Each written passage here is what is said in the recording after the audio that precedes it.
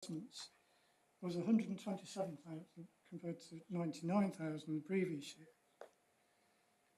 Now to have a look at the investments. Our investments are managed by CCLA in the COIF Charities Accumulation Fund.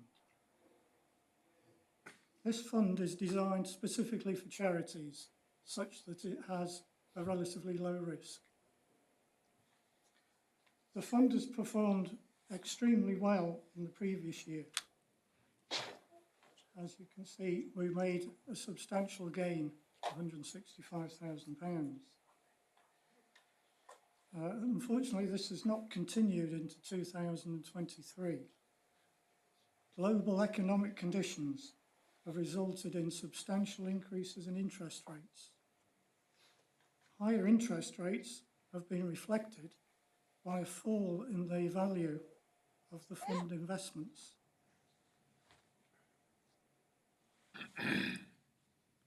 This then leaves the BAA with reserves still of over £1.5 million. And this is about double the requirement recommended by the Charities Commission. And that is a very brief summary of our accounts for last year. If anybody has any questions, I'll be pleased to try and answer them for you. Question at the back here. Yeah. In very round numbers, we're making about £125,000 a year in income. We're costing us to run the association £250,000. That's a deficit of 125, as you've shown. We've got 1.5 million reserves. If we carry on like this in 12 years' time, our reserves will be depleted and we'll be quadrupling the subscriptions or something to stay afloat. I know we've got lots of strategies underpinning what we do, and I'm obviously working in conversation with David about them, but is there more we should be doing now? Because 12 years' time, we'll be down the Swanee. Well, that's quite right, but carrying reserves of 1.5 million is pretty extravagant for a society the size of ours. Well, switching the other way then, it is intentional that we should be bringing it more in line with the recommendations of the Charities Commission. We've been very fortunate with the legacies we've had and the good performance that we've had from the investments. So we have a very large cushion to land on. But it is something we're aware of. Yeah, but we're living beyond our means by quite a big margin. Indeed. But that has been the policy over the recent years. Yes, you're certainly right that in the longer term, 5 to 10 years, we either have to considerably increase our membership, or reduce the expenditure per member, or increase the subscriptions, which we would be loath to increase them too much. So personally, I think it is a matter of improving the services so that enough people feel it's worthwhile subscribing and becoming long-term subscribers. Great. Can I just make a point too? If you look at the historical records for the BAA reserves, we've been in this situation for a very long time. And what makes the difference is that we get legacies, which are not, for obvious reasons, we don't include those in the forward predictions. But I think before you get too worried by kind of extrapolating our current losses down 12 years on our reserves, you have to look at historical data, and historical data shows things very different to that. It's true, we have been worried about this for a long time, and yet we are still doing quite well. Yet our reserves get bigger and bigger. As a former treasurer, I would also concur with what Nick said. Back in 2010, it was all doom and gloom, and we had significantly less assets in sort of behind us. So I think, yes, we're not ignoring the trustees continue to look at it, but we're looking at a situation there where the negative growth on investments is unusual, and as such, we would anticipate that over the next 12 years that normal service will resume. But, who knows? Yeah, I mean, we have recently made an amendment to subscriptions. It's not going to wipe out the deficit, but provided we're not losing members, it should increase our income by about 9,000 a year. We moved offices to make financial savings. Did those financial savings, did we actually make the savings because of moving offices as we expected? Yes, we were paying about £30,000 a year at Burlington House. We haven't replaced that with other expenditures. Well, we have to a certain extent, not completely. Yes, we have expenses that we didn't have because we have to pay for more storage. We have to store the archives in a better place than they were before. But at the moment, we don't have to pay the IOP for this meeting venue, although we will have to pay something in the future. So we have saved some money, but we've had some other expenditures. Thank you very much, Graham. Thank you. Can I take it that the meeting endorses the Treasurer's report and accepts it, is happy with it? Thank you very much. Any against? Right, I'll take that as carried. It's now time for me to review the BAA's year, the year 2022 to 23, which is my second year as president. And the first thing we normally do is note the deaths of members. We had 25 deaths of members, and most notable death was that of Bob Misen, very well known to many of you. Great educator, popularizer of astronomy, author, teacher, and coordinator of the BAA Commission for Dark Skies for decades. And the increase in public awareness of light pollution must be in no small part down to him. He talked to everybody about it. He talked to politicians, civil servants, council officers, ordinary members of the public, people in astronomical societies. He had a vast fund of knowledge, so it's very sad to lose him, and his persuasive capabilities make him very hard to replace. We also lost this year Peter Edwards, who was a noted planetary imager, contributor to many of the sections, president of Horsham Astronomy Group. So let's just have a few moments silence to remember them.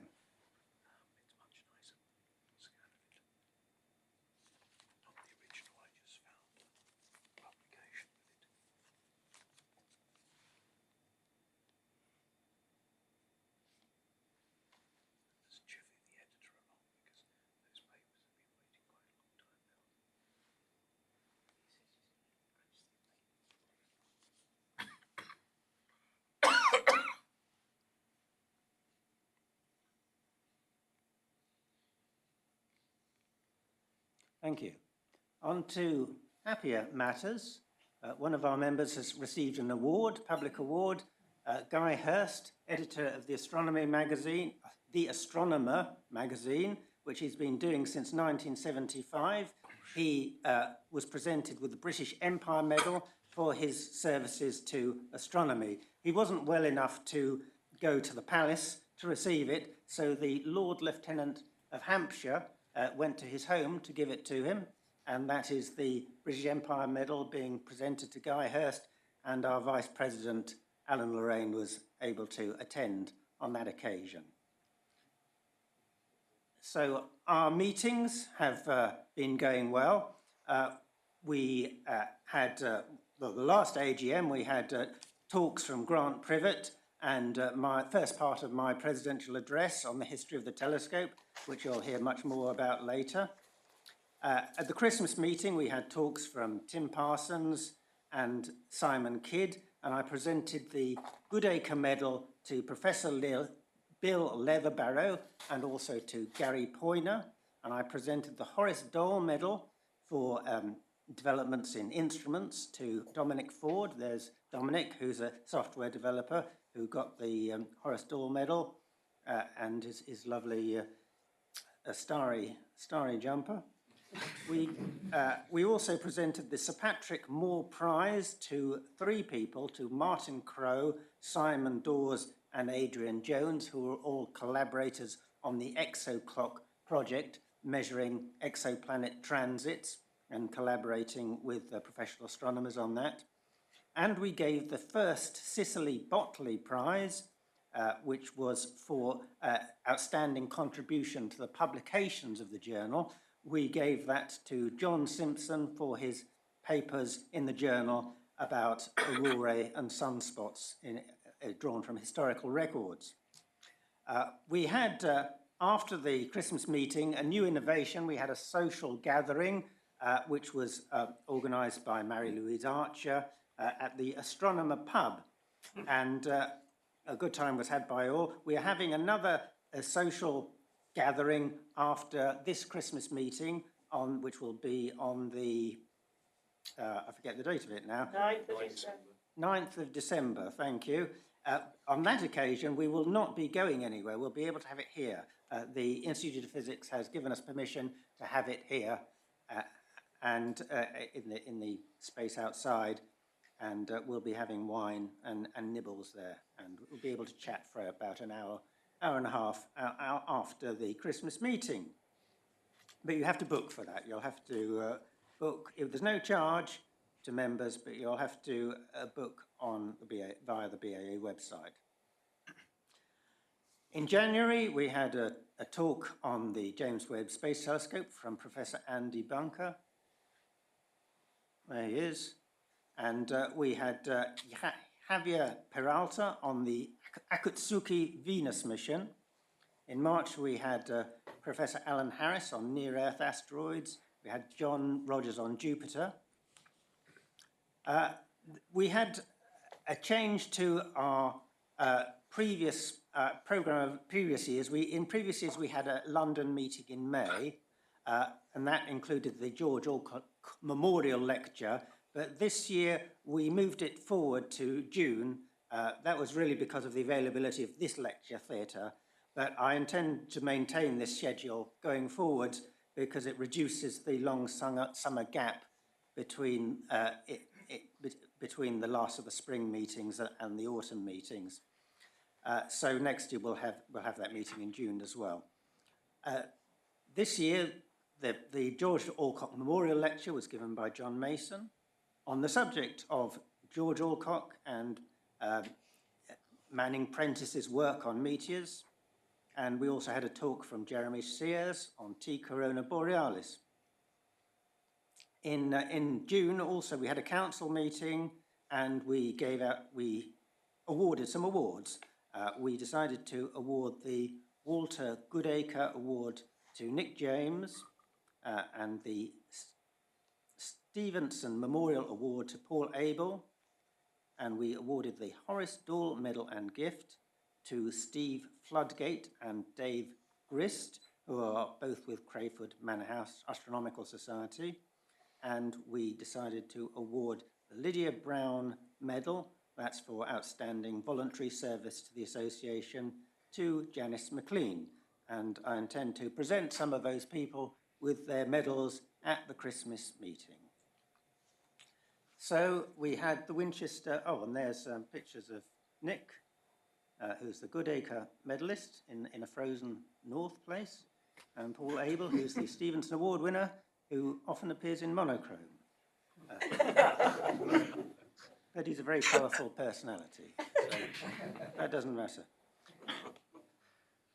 At the Winchester weekend in April, full capacity. The programme was arranged by Anne Davies, and that's She's giving up that role. She's handing that role over to Stuart Eves from 2024. So thank you very much for arranging the Winchester weekend programmes, and for some years, but she's going to carry on being involved with that. We had the traditional Alfred Curtis Memorial Lecture, the main lecture on the Saturday evening. That was given by Professor Patrick Irwin, talking about the ice giant planets. And we also had a meeting of the Mercury and Venus section. That was the first meeting of the Mercury and Venus section for decades. So well done to Paul Abel for organising that. That went very well, much appreciated. We had our traditional spring one-day meeting, which moves around the country. This year we moved it from April to May, which was facilitated by moving the London meeting also 1 month forward from May to June. And that separated the spring meeting better from the Winchester weekend. So I think that was a good arrangement. The spring meeting was held at the National Museum of Wales in Cardiff. It was on the subject of cosmology, and we had a whole slew of leading experts on cosmology and galaxies and black holes, that kind of thing. It was well attended. Many of our Welsh members were present. Oh, there's the attendees at the Winchester weekend. And Davies right in the middle of it there. And that's at the Cardiff meeting. That's the president of that's me, the president, and that with the chair of Cardiff Astronomical Society, Philip Wallace.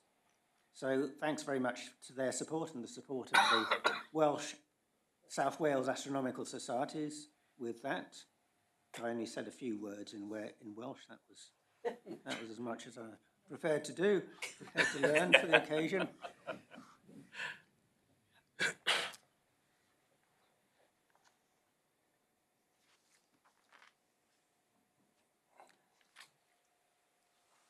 So we moved several of the meetings slightly later in the spring or summer, and we did not hold the Out of London summer meeting that had been a feature of previous years. And that was a decision. It hadn't been well attended in the last few years, so that's a permanent rearrangement of our schedule. The final meeting of the session was in Leicester in September.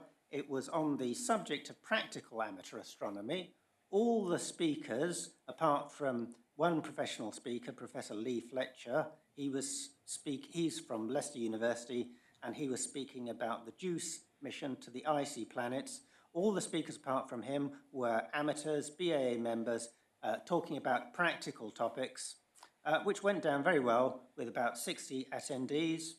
And the venue was very nice as well, part of Leicester University that Paul Abel works for that, so he was able to arrange that. So thanks for that. That went well. Another thing to mention is I have tried to establish a new cooperative relationship with the SPA, Society for Popular Astronomy, so that we advertise our meetings to their members, and they're welcome to come, no charge, and vice versa. They advertise their meetings to their members, and BAA members are welcome there. And we've had a few SPA members attending BAA meetings. We also have section meetings, and we've had a good lot of section meetings. We've had events organised by the solar section, deep sky section, Mercury and Venus, I already mentioned, historical section meeting, comet section meeting. In this picture, that's the comet section meeting in Greenwich at the National Maritime Museum. Had a meeting of the variable star section in Northampton, asteroids and remote planets. I did a webinar, and radio astronomy section has been doing a lot of online events. So these all add to the menu of activities offered to our members. We also held a Back to Basics meeting in March. This is conceived as a meeting to talk about the beginning steps in amateur astronomy. This was our first Back to Basics meeting since the COVID shutdown. And as it happened, it was mostly attended by non-astronomers. In that picture, there's a few members of the BAA and there's a few members of York Astronomical Society, but mostly they were members of the University of the Third Age, U3A. So mostly they were non-astronomers, so we gave them basic introductions to all the various aspects of astronomy and telescopes and things that they can look at in the sky. And they seem to really appreciate it. And many of them had done a bit of astronomy in their earlier years, and I think they were inspired to dust off the binoculars and give it another go. So that was a piece of outreach. Had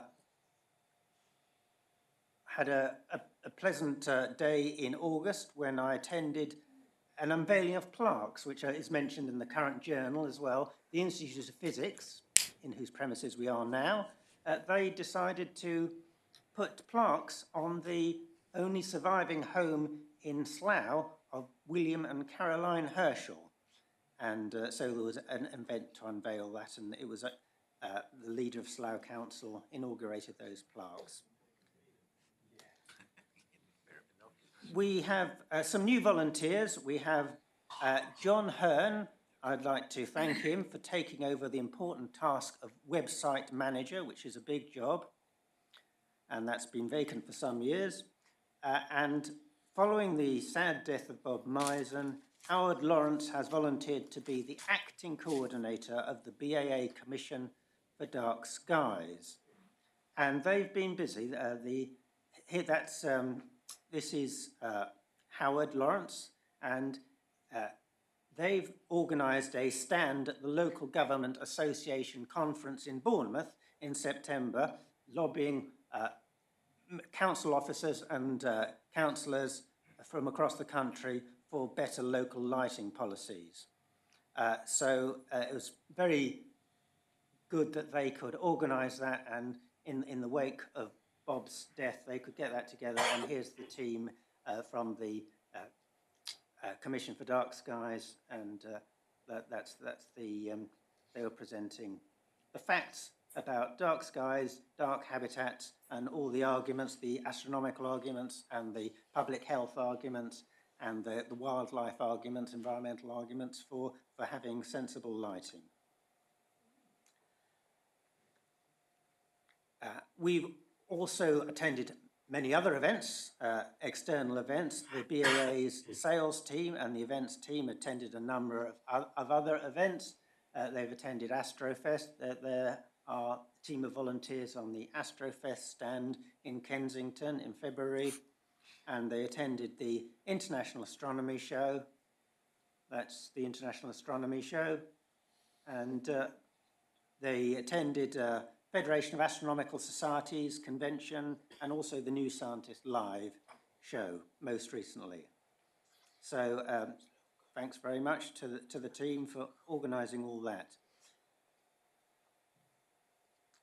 The BAA, as you probably know, has extensive archives of historical observations from its members, and at the moment those mostly are hidden, but we have a project to make them available to the members.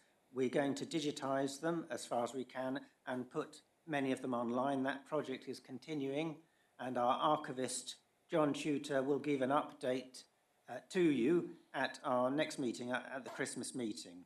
So our fragile archives are now well stored. They're stored in climate-controlled environment in Woolwich, South East London. As you know, we do not have the office in Burlington House anymore. So this was the first complete year in which we had no single physical administrative office.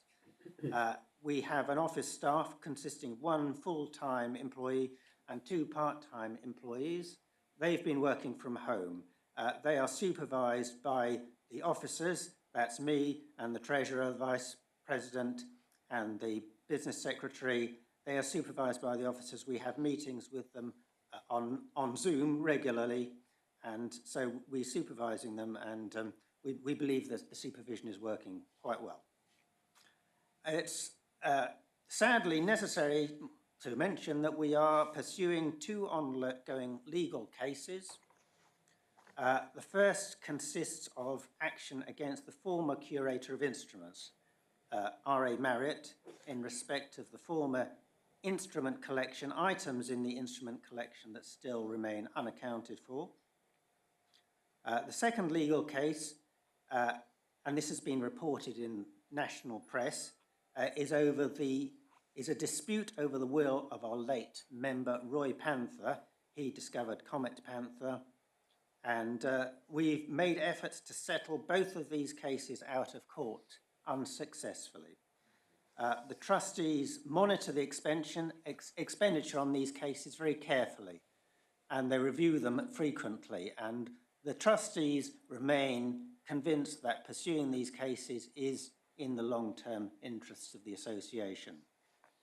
But you're welcome to ask if you want more details. Janice McLean has been managing the rather complicated Roy Panther will case on our behalf.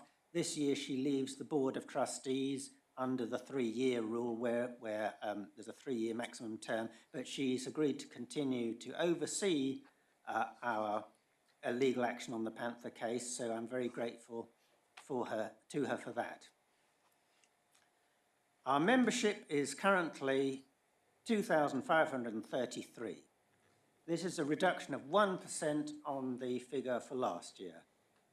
I'm not surprised that in a period of declining of disposable income, we've lost some members, but we want to see it on the way back up again.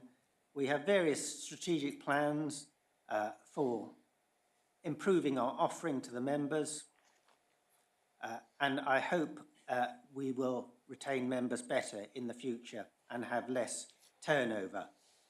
One of the things we're doing immediately is to expand the journal and broaden its content, and that was recommended by our strategy group, and we have now, in the last week or so, we have appointed an assistant editor to help the editor, Philip Jennings, to produce the journal. We will hopefully make it more timely, and we will include more content. We intend to include more introductory content and less specialised. And we've done a survey of the membership to find out what the membership would like to see most of all. And the survey actually produced a very high level of satisfaction with the journal, but there were some. It's very valued, and people like it, but we think we could do more with it, and it will be 8 or 16 pages longer from the February 2024 edition. So you have that to look forward to. The last thing I have to say is that Hazel Collett is retiring as meeting secretary from this AGM.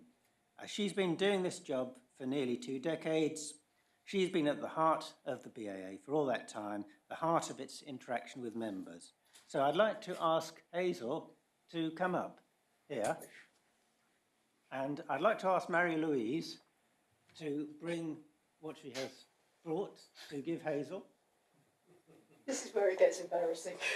Do you want me up there?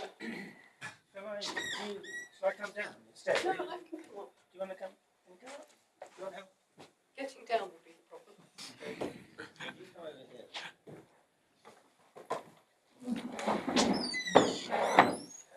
Careful with that. Right, well, we've got quite a few presents for you. We've got, what should we do first? Marie-Louise. I just put me up. That's Right, we have, now this is rather elaborately designed. This is a bag with a box. In the box, I have to say that I've so enjoyed doing it, and it is with reluctance that I've stood down, but health reasons have given me the need to do so. Thank you. And I just can't believe people are being so generous. right, in the box is a big glass vase, Wow. and this vase is engraved with the words, Hazel, thank you for all your work as BAA meeting secretary. Best wishes from all at the BAA, and there's engravings of Comet, Saturn, and stars. Well, thank you all very, very much.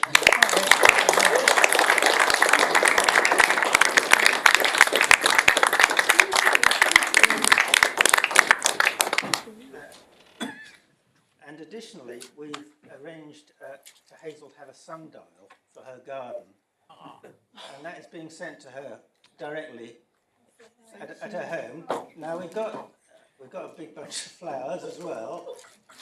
It's just the foreground's being dragged along today because he's going to have to help me carry it home. Yes, you'll be loaded down because we've got even more things. Due partly to lack of coordination between volunteers, we need to know who's doing what.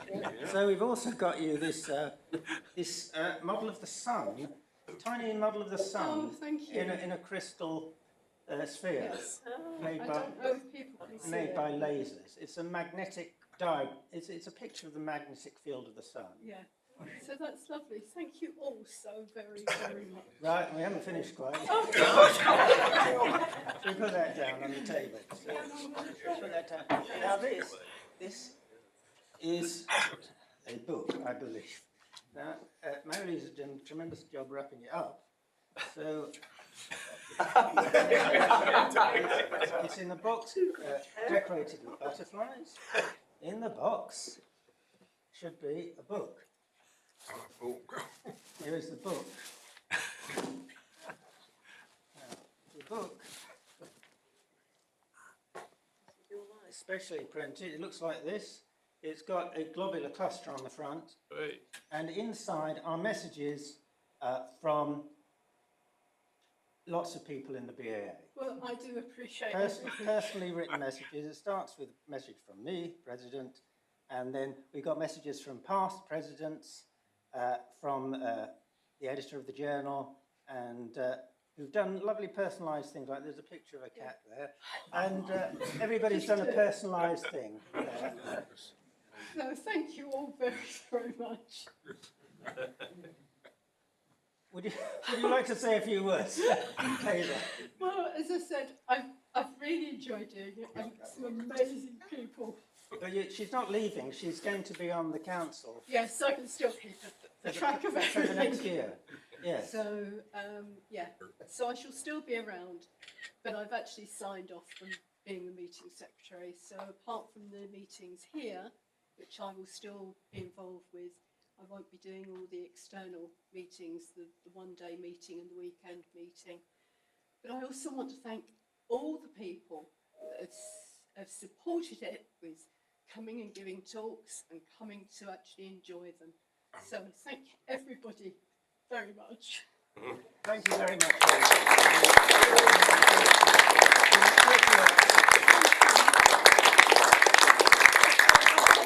It must be about 10 presidents that I've worked with, which is a fair number. It's a fair number. Hazel is so thorough. She thinks of everything. There's so many things to think about in arranging our meetings, and Hazel thinks of everything and anticipates every possible problem. Or tries to. Tries to, and that's why they go so well. So, again, thank you all very, very much. So, Right, we must get on. Yes. We'll help you. We'll take the. Have you got enough photographs? Yeah, we've done. Can we have the? Can you hold the vase between you and Yeah. the games? Will it show up?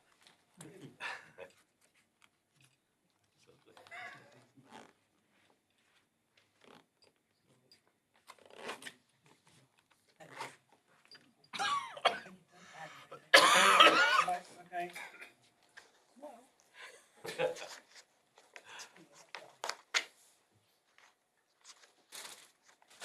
Thank you. sorry. Right. Now, will you need help to? Yes, get I off would the- appreciate it. Sure, we can leave these things here for now. We'll collect them later. Yes, please. It's in the Those days, each side not putting the film in. So, the next on the agenda are the ballot results for the board and council, and the business secretary, Bill Tarver, is going to read those out. This is the election that we just held recently.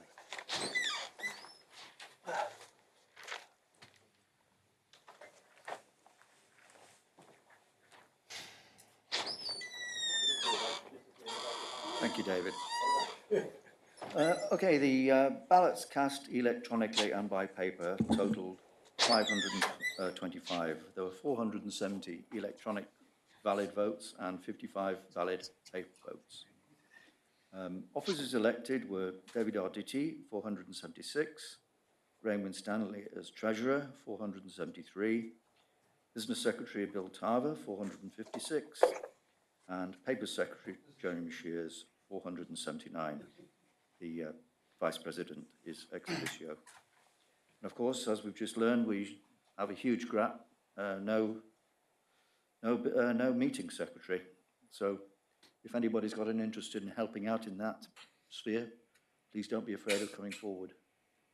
You get to meet a lot of interesting people and go to expenses paid exotic places like Preston and Scunthorpe, so what's not to like? And get a bunch of flowers after 18 years. 5 trustees were elected to the Board of Trustees: John Shooter, 380, Anne Davis, 402, Jeff King, 339, Richard McKim, 401, and Tim Parsons, 314.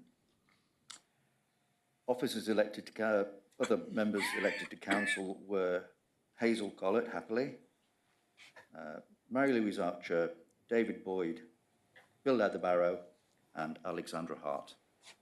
And I'd like to thank Maddie Davey and Jane Rickard, who acted as the scrutineers, and thanks to Andy Wilson for managing the online ballot. Thank you. Thank you very much, Bill. Next on the agenda is notices, which just means what we're doing next, which I can't remember. So I'll look it up on the internet. But anyway, we've got a Christmas meeting, as I've mentioned, which I've already forgotten the date of again. 9th of December. 9th of December, which you need to book for. And well, it's all on the website. I think this is. I think we don't need to. Yeah, we're a bit behind time. So, papers. Yes, the paper secretary has papers to announce. Thank you, Mr. President. It's a meeting this afternoon. Council accepted 2 papers for publication in the Journal. They are 2,000 Years of Observations of Comet Halley by Mark Kidger and Other Total Eclipses in the Solar System by Stephen J. Edberg. Thank you.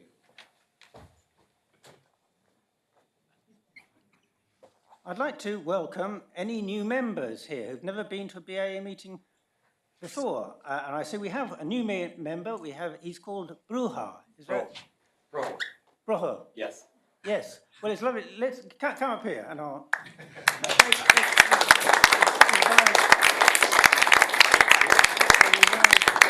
We'll have an entry tradition of you shaking the President's hand, and we'll take a photo of it as well. And how old are you? I'm 17, almost 18. Right. And what are you particularly interested in? Astrophysics, so just any kind of astronomy, astrophysics, radio astronomy, optical. I'm going into university next year. But Well, I wish you all the best. I'm sure you'll be a great asset to the BAA. yes. And we'll love to talk more on a future occasion. Thank you very much. Right. Anybody else like to make themselves known? No, you're not a new member. You're one of the oldest, actually. Longest standing. Now, next we need to, next we're going to connect, hopefully, to one of our award winners, Clyde Foster, who won the Steavenson Award last year for his work on the planets, on principally imaging Jupiter, Saturn, Mars, and he does this very seriously, and he's had a lot of accolades from From the BAA, from the South African Astronomical Society, he's had an award from, and he collaborates with the NASA Juno team, and he's even had a spot named after him. That he was first to see a particular spot called Clyde spot, which turned out to be of great interest, and he is now living in Namibia, where he's moved recently. So I thought we could get him to formally accept the award today and to tell us about his activities, recent activities, maybe a bit about why he moved to Namibia and what he's going to be doing astronomically. So, Clyde, can you speak? Can you hear me all right, David? We can hear you beautifully, yes. Okay, excellent. Yes, I can hear you clearly as well. So carry on. Okay, so you want me to go straight on to my presentation? Yeah, why not? Yes. Okay, very good. Let me do the sharing of the screen.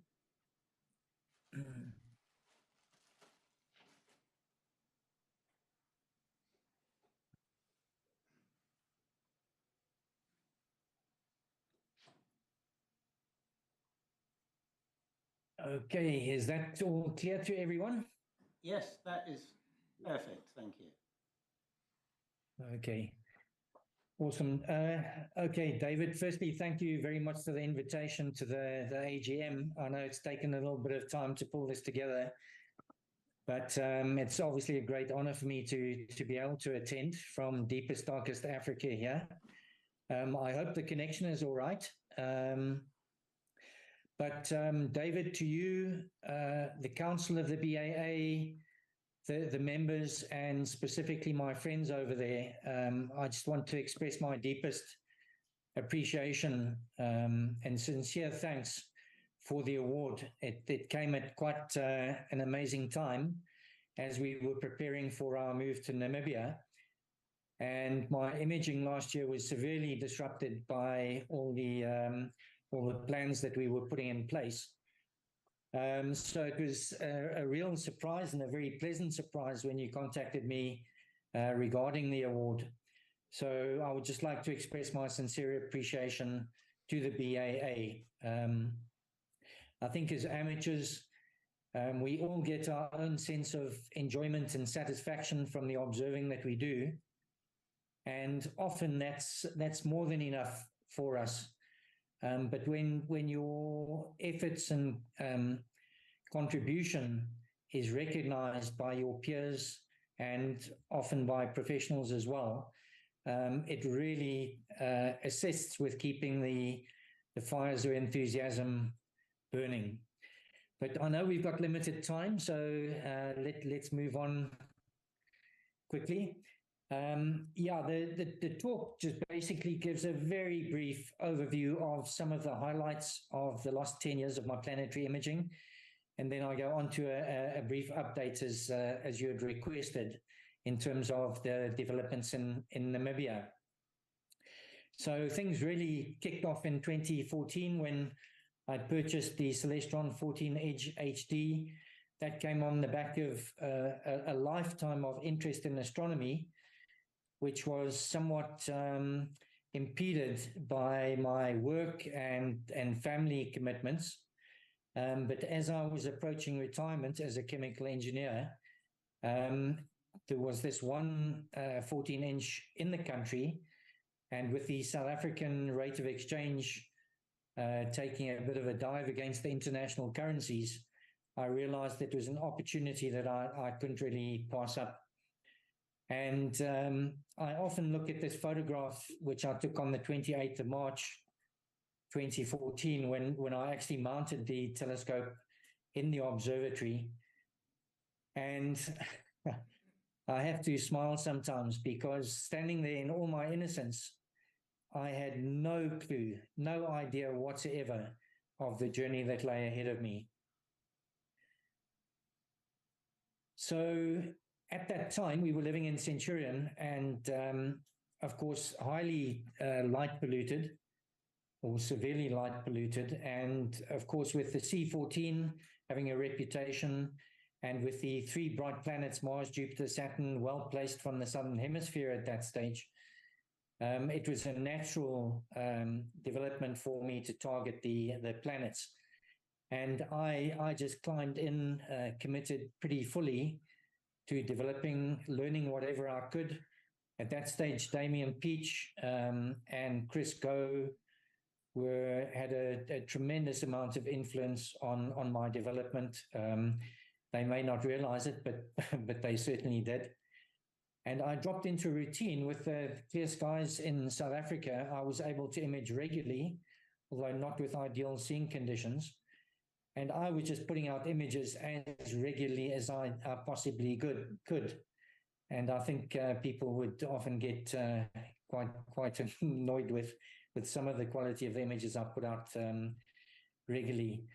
But I started interacting with the forums and the databases, and it soon became clear to me that there was a wonderful community of fellow planetary imagers out there, highly dedicated planetary imagers that were interacting with the professional planetary science community.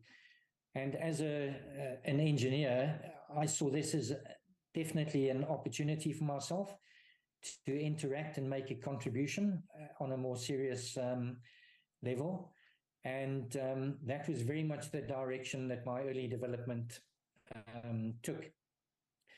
A major milestone would occur in 2017 when Mark Delcroix, down at the bottom right here, invited me on the back of my Mars imaging specifically to attend the European Planetary Science Congress in Riga, Latvia.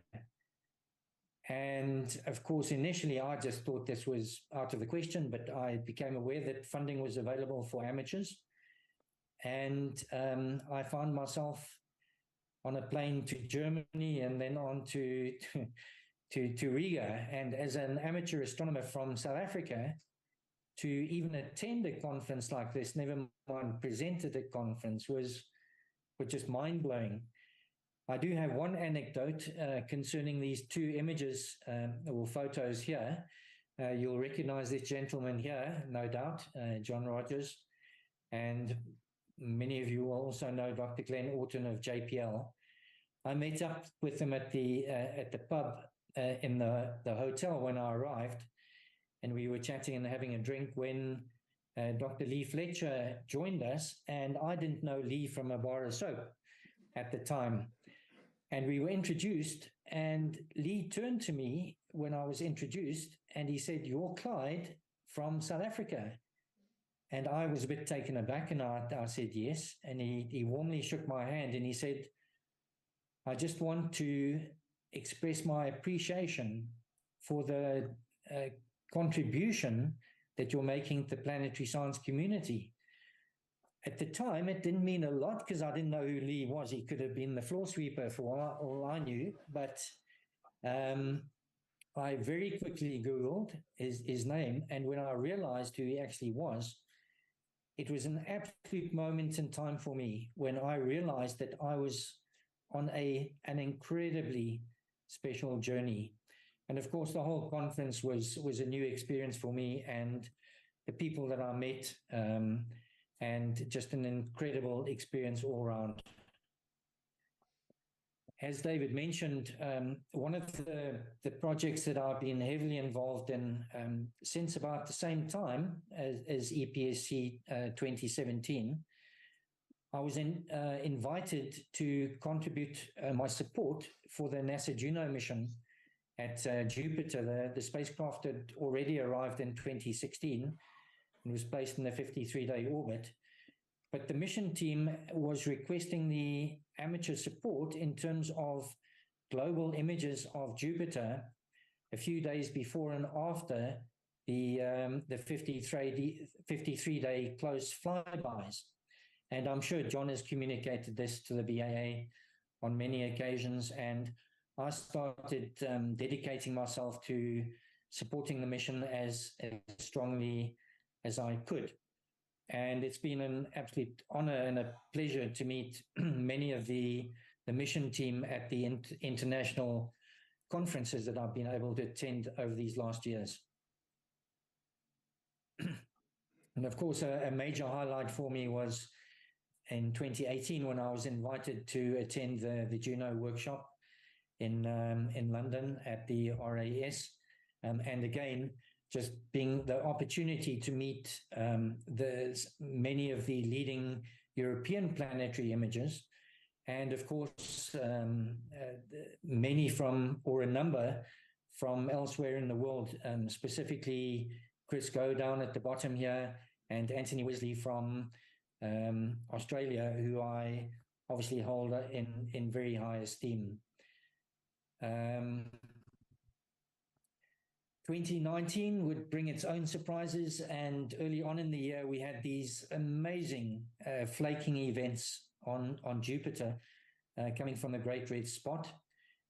And I was not particularly popular with my wife for a number of months, but basically I committed myself to imaging the developments as extensively as I could. And for a number of months, my life and my alarm clock were dictated by GRS transit times. And on the back of that, I was able to attend the EPCS in Geneva and present a presentation there. And that was followed up with various peer-reviewed papers where I was included as co-author.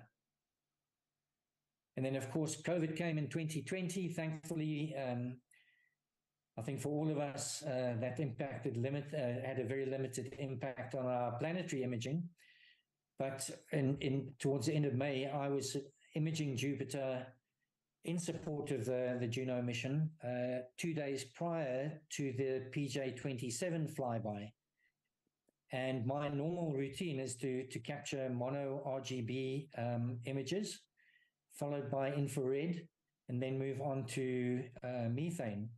And during that imaging session, during the RGB captures and IR, really there was nothing that caught my attention. The seeing conditions were quite nice. But the minute that I moved on to methane capture, I saw this bright spot just to the lower right of the Great Red Spot. And initially I thought it was an impact. But of course, it persisted and would eventually prove to be a convective outbreak. And Andy Casely in Australia very kindly put together this animation in the center, which I think highlights just how dramatic the outbreak was.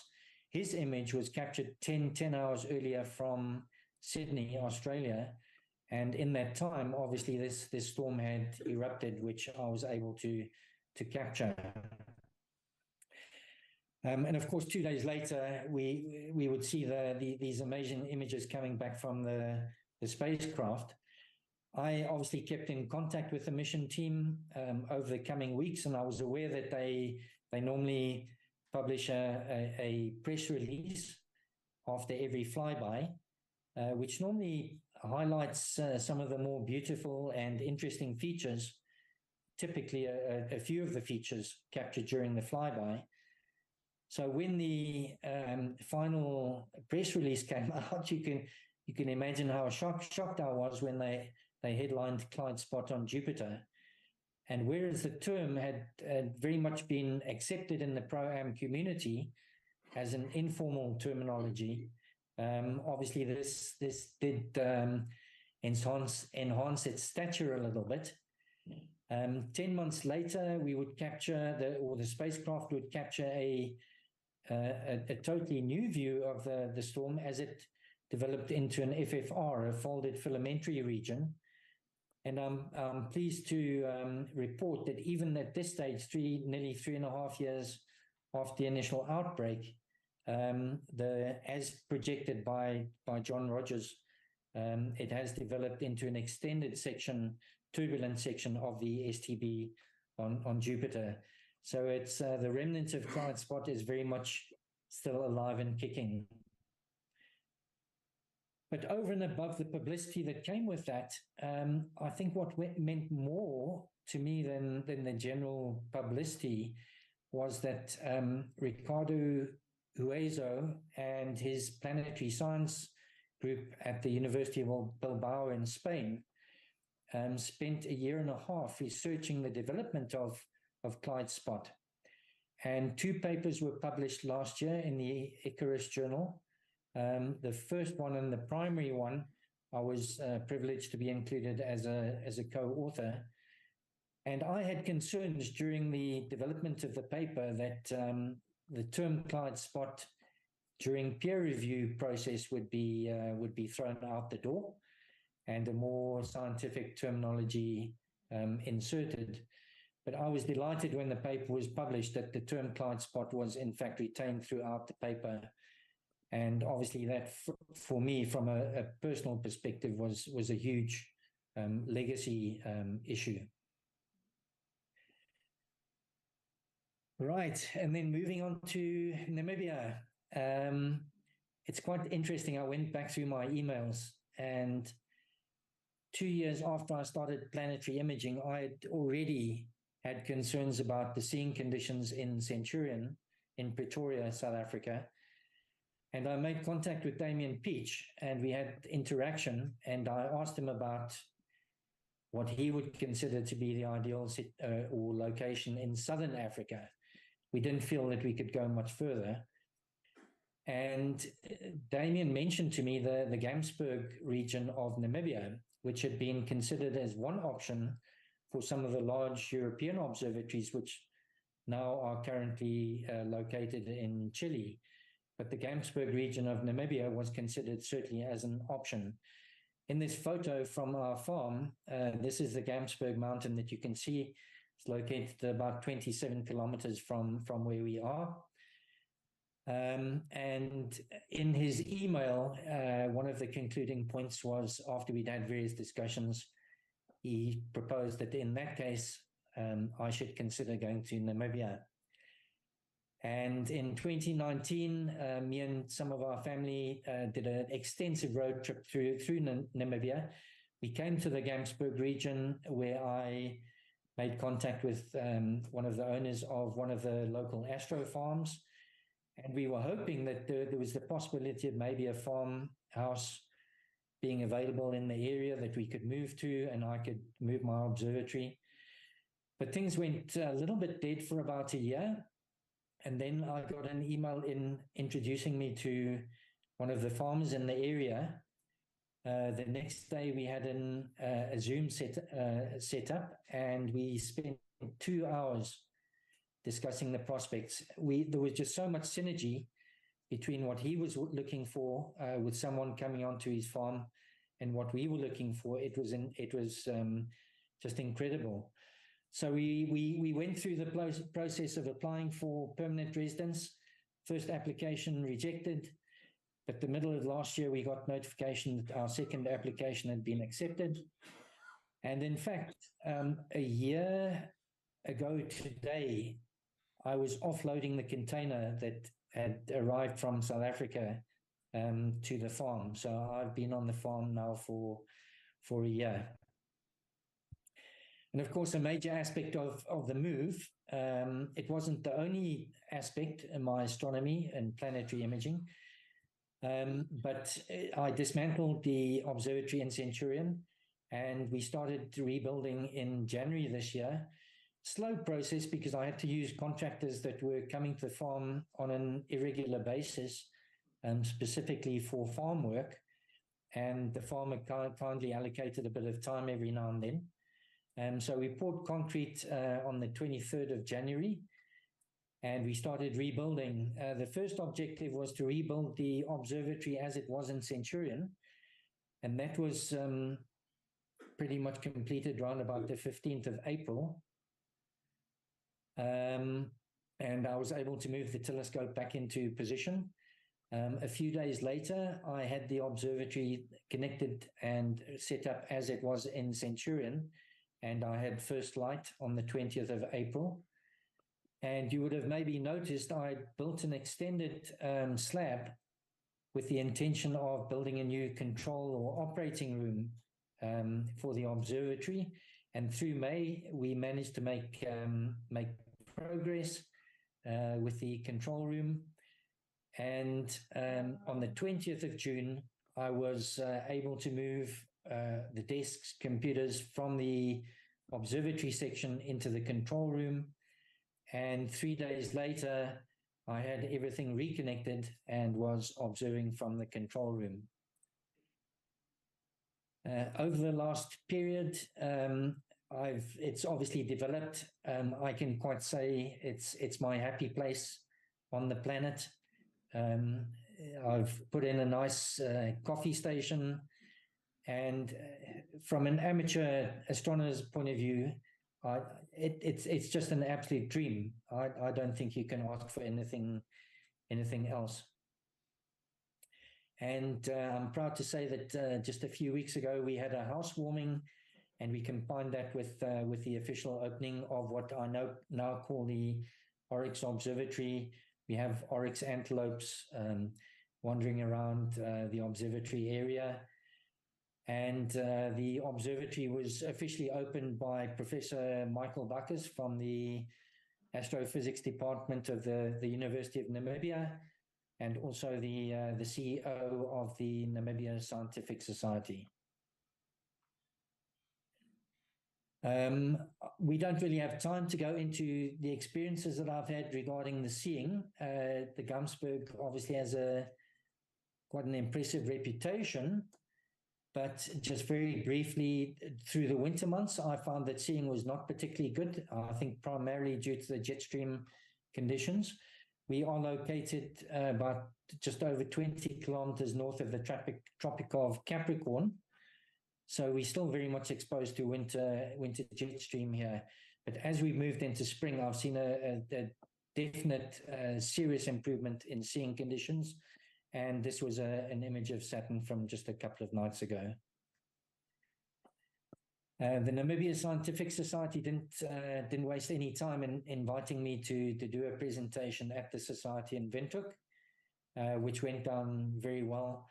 Some wonderful youngsters, enthusiastic and very excited youngsters came along. And the following morning, I had an impromptu planetary question and answer session at one of the local schools in Windhoek. Just a little anecdote from that was that they were asking questions, planetary questions, and as we got to the end, a little chap stood up at the back, and I didn't hear the question properly, and I asked him to repeat the question more loudly, and he shouted back at me, "Can I have your autograph?" And it was I was expecting a planetary question, so that caused a little bit of a chuckle. But obviously extremely rewarding to have these opportunities, and I'm busy working with the team from the Africa Millimeter Telescope project, the radio telescope, to work with them on certain outreach projects in Namibia now. And of course, it goes further than that. The two farms that we have free rein on, the farmer that owns the two farms owns 24,000 hectares.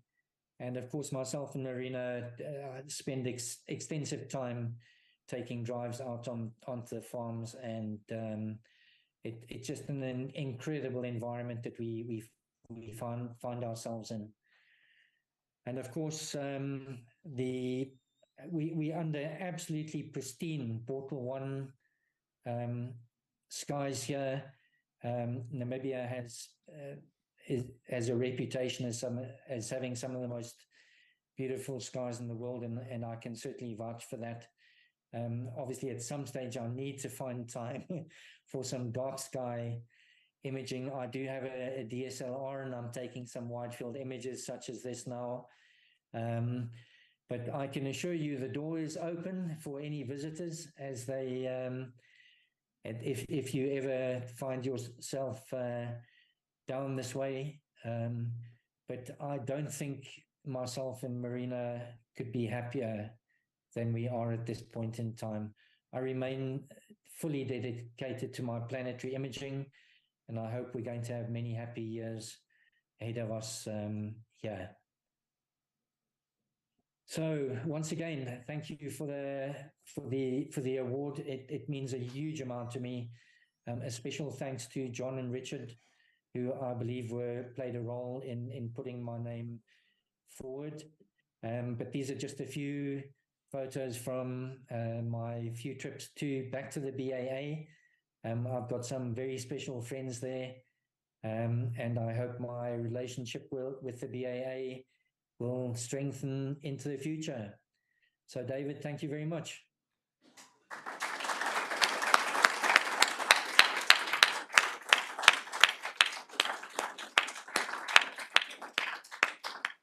Thank you very much, Clyde. And it's great to see that you're inspiring some youngsters in Namibia to possibly go down scientific or astronomical paths. So that's fantastic. Very much so, David. Yeah, we're on the same farm as the Hess Gamma Ray Observatory, but we're building some very, very positive friendships here, both purely from a social perspective, but very much in the astronomical community as well, and scientific community here. So yes, we are certainly hoping to do various outreach projects in the future. Any questions for anybody in the audience? Thank you. Well, thank you very much, Clyde. It's lovely to see you again. Hope to meet you again in person at one of the international conferences on planetary science. And keep up the good work.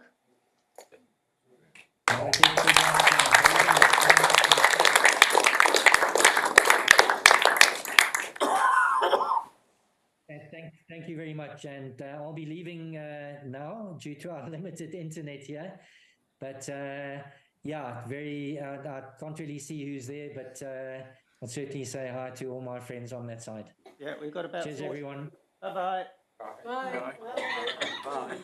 I'll just connect that now. I was going to tell you earlier about the forthcoming BA events. Yes, so our next event is actually a historical section webinar, which is on 22nd of November. It's about Australian eclipses. And then on the 24th of November, we've got a solar section Zoom meeting. So that's coming up. And then the BA Christmas meeting on the 9th of December. And on 20th of January, we have the next meeting here, our January meeting here. I never asked, actually, because we presented Hazel with the award, with things. I never asked you if you had any questions on the President's report on the year. Any questions?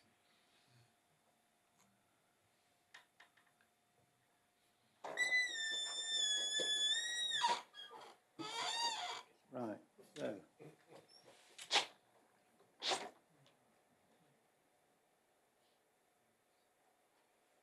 We come on then. Oh, I've got to plug that in. We now will come on to the presidential address, which is the talk that the President is expected to give at the annual general meeting every year. Last year, I gave a talk entitled The History of the Telescope, and this is still the history of the telescope. This is the history of the telescope, part 2. So, where have we got to?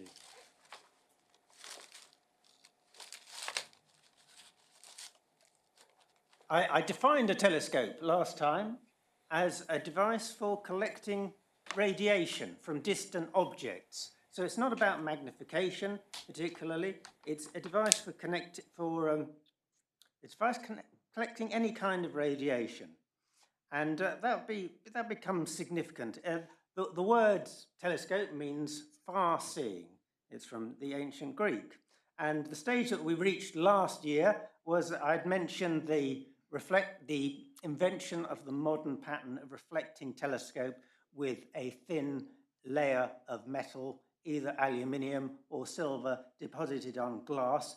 And that was invented not by any one person, but it was a collaboration between several people. It was the German chemist Carl August von Steinheil, and Steinheil was a telescope manufacturer, actually. He was a Swedish telescope manufacturer, and Justus von Liebig was the chemist who invented the silvering process, and Foucault in France was also quite important in the development of the first reflectors with silver on glass mirrors. And George Wythe and George Calver in England made these mirrors and popularized them in the amateur astronomical community. And I mentioned them last time, and I mentioned the biggest telescope of that time was Henry Bessemer's 40-inch telescope, which weighed about 12 tons, and it was never finished. It was never worked. It was offered to the BAA when Bessemer died in 1898, and the BAA declined. I don't know what we could have done with it, really. I'll move on to this man who I've talked about to a BAA audience before. This is Andrew Ainsley Common. He made his money in the building and plumbing trades. He was a self-taught engineer, and he built some of the most powerful telescopes, probably the most powerful telescopes of the 19th century. He wrote a paper for the Royal Astronomical Society in 1879 called Notes on Large Telescopes, and there he supported the principle of the silver on glass reflector. And this was quite controversial at the time because Howard Grubb, who had been to do with the Lord Parsons 72-inch Burr telescope, which was a speculum metal, traditional speculum metal reflector, Grubb still believed that the best type of reflector was speculum metal, and he believed in all that polishing and having a spare mirror that you had to have with the speculum metal because it would immediately started tarnishing, so then you had to have a spare one which you took out, which you substituted while you repolished the original one, and you changed the figure of it every time. So Common was arguing with, in the publications of the RAS, in their monthly notices, you get this correspondence where Common is arguing with the leading telescope manufacturer of the day, Howard Grubb, about the best way to make reflectors. And Common is arguing for the silver on glass reflector. And Common, in his article, laid out 10 criteria for success with large telescopes. And he advocated many of the things that later became standard. He advocated the skeleton tube to avoid the air currents and to make it lighter. He advocated equatorial mountings. Parsons' telescope was slung between two walls. It was an altazimuth. It could only move slightly to either side of the meridian. It required a small team of workmen to actually make it work. And Common was an fairly ordinary man. He didn't have access to a large team of workers, so he wanted to build something that was easy to use. And he advocated the equatorial mounting. And he said that you must make the bearings free from friction, as free from friction as possible. He wanted it to be able to observe any part of the sky, not just near the meridian.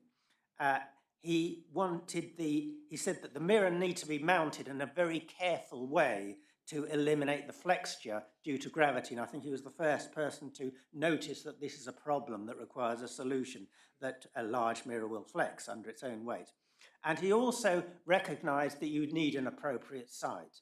And Common lived in Ealing. He didn't have a particularly appropriate site, and he never set up an observatory in a particularly appropriate site, but he discussed the subject at a time when really people were not thinking in those terms.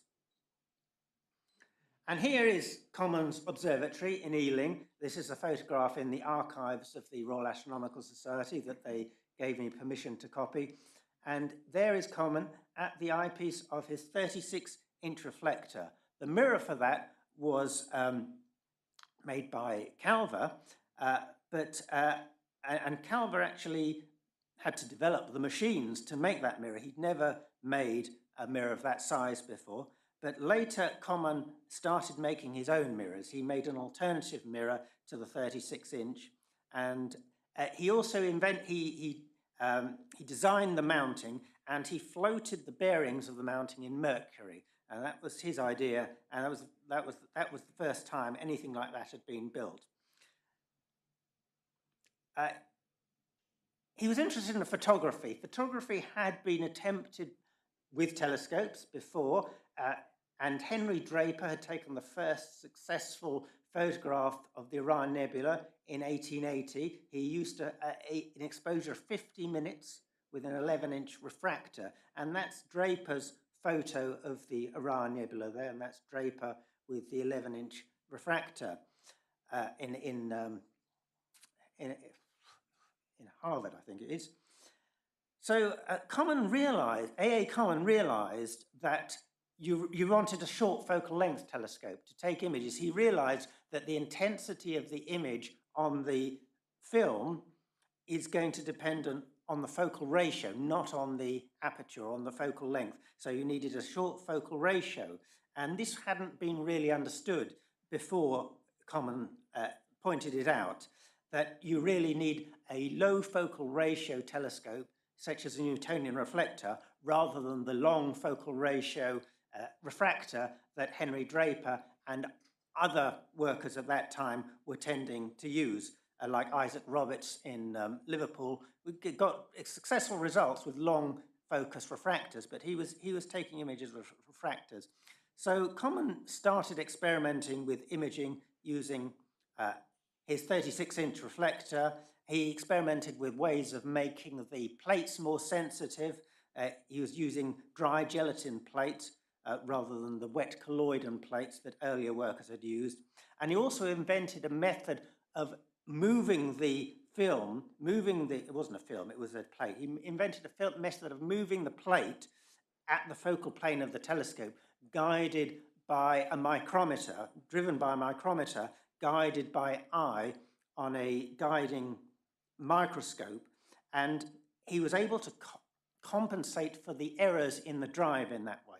In other words, he invented the principle of auto-guiding, and he was able to expose for much longer than had been done before, and that was the result. This is Common's photo of Messier 42 in 1883, and he got the gold medal of the Royal Astronomical Society for taking that image. And on receiving the medal, Common said, "We are approaching a time when photography will give us the means of recording the shape of a nebula and the brightness of different parts in a better manner than the most careful hand drawings," which was a very revolutionary thing to say at the time and didn't please many of the visual observers who believed that photography could never possibly have a major part to play in astronomy. So Andrew Common later built a bigger telescope. He built a 60-inch reflector, which he designed himself. He ground the mirror for that himself. It was limited success. He couldn't solve all the engineering problems associated with it. And he had the polar axis floated in water here. It's a hollow iron cylinder, and it's floated in water. So, and I think that this is just an idea that would occur to a plumber, wouldn't it? And he was a plumber, so that occurred to him to float it all in water. He's a very high-end plumber. He got the contract for doing the plumbing in Westminster Abbey and also Buckingham Palace. So before that's his workshop where he was grinding the 60-inch mirror in Ealing, and that is him. That's another photo in the archives of the RAS. I think quite significantly, he was visited by George Ellery Hale from America in 1891. And I think this, seeing Common's 60-inch telescope gave George Ellery Hale the idea that you could build a telescope like that and he could improve on Common's design, and Hale wanted to put it on a good site. He wanted to put it in the Rocky Mountains in California. The 60-inch telescope built by Common was by far the largest silver and glass reflector built up to that time. It wasn't that successful. It was eventually, after Common's death, it was given to the Harvard University. It was actually bought by Harvard University. It was sent to South Africa. So we had a South Africa today already, another South African connection. It went to the Harvard Observatory, an observatory that Harvard set up in South Africa at a place called Boyden, and because the transporting of the telescope was financed by the Rockefeller Foundation, it became known as the Rockefeller Telescope, and that telescope is still working today. It's still doing useful work on exoplanets today. The telescope although the mirror has actually been replaced, but it's the descendant of the telescope that Common built. So George Ellery Hale, he's regarded as the father of solar physics. He discovered the magnetic field of sunspots, but for our purposes, most importantly, he was a key figure in the building of the largest telescopes of the early 20th century. He was a great persuader. He could persuade wealthy individuals to part with cash. And he appreciated the need to put bigger telescopes than had ever been built before, put them on high mountains. So he put his 60-inch telescope at Mount Wilson. About the same time, there was a big vogue for building big refractors as well. And this is the 36-inch aperture refractor, which is the biggest in America, at Lick Observatory. And there were many of these. This is the Grand Lunette at Moerdam, which I visited, which is a pair of telescopes.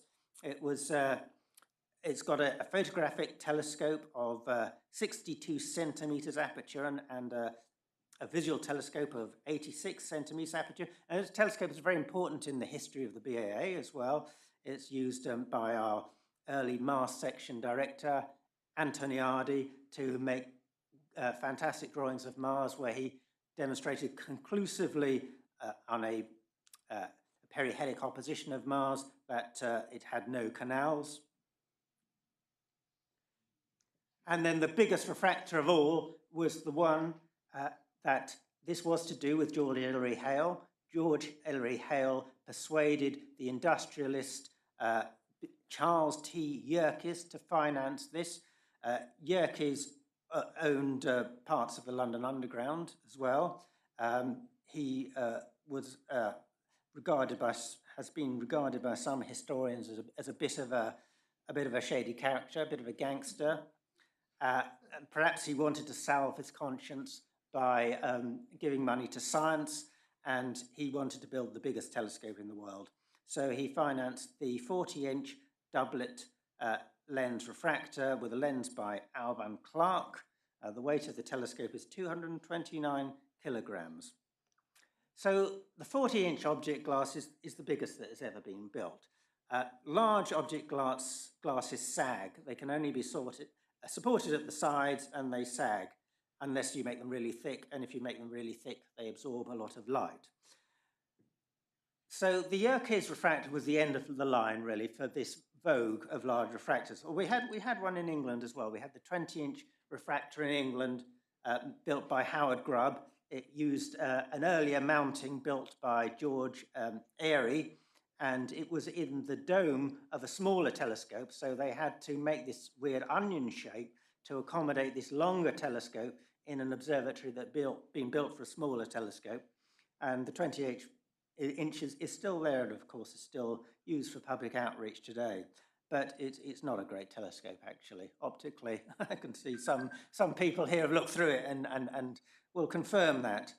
Oh, and here's another one. Here's another bizarre thing. I visited this when I was at the Planetary Science Congress a couple of years ago, a few years ago in Berlin. We visited the Achenhold telescope, which was built in Berlin in 1896. And this is the longest refractor in the world. It is 68 centimeters aperture, 21 meters focal length, weighs 130 tons. And it's out in the open. It's on the top of this building. And this is looking at the eye end of it.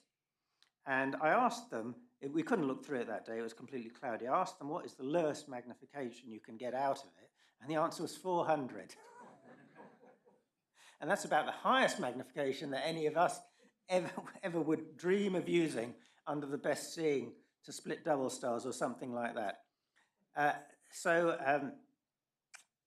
That's the longest refractor in the world. A curiosity, really. It's never really achieved much, but it's used for public outreach today, and it's a tourist attraction. So more seriously, this was the telescope that George Ellery Hale put on Mount Wilson in 1908. It was paid for by Hale's father, and the Carnegie charity paid for the observatory. It was the largest telescope in the world at that time, with equal size with them. Common 60-inch, although that wasn't working that well at that time. It used mercury floats for the bearings, so slightly different to Common's design. Here it used water, and it had alternative focuses. It had a Newtonian focus, Cassegrain focus, Coude focus. The Coude design is where the focus is at a fixed point below the polar axis. So you sit underneath the polar axis and you look into it. The word coude is just French for elbow. It's an elbow-shaped light path. It's not the name of a person. It means elbow. And this telescope was used by Harlow Shapley to determine the distance to the globular clusters, and that was tremendously important in cosmology. It was the method by which the Cepheid period luminosity relationship was established, and it was enabled them to find the diameter of the Milky Way. And Shapley determined that the sun is towards the edge of the Milky Way. But Hale was not satisfied.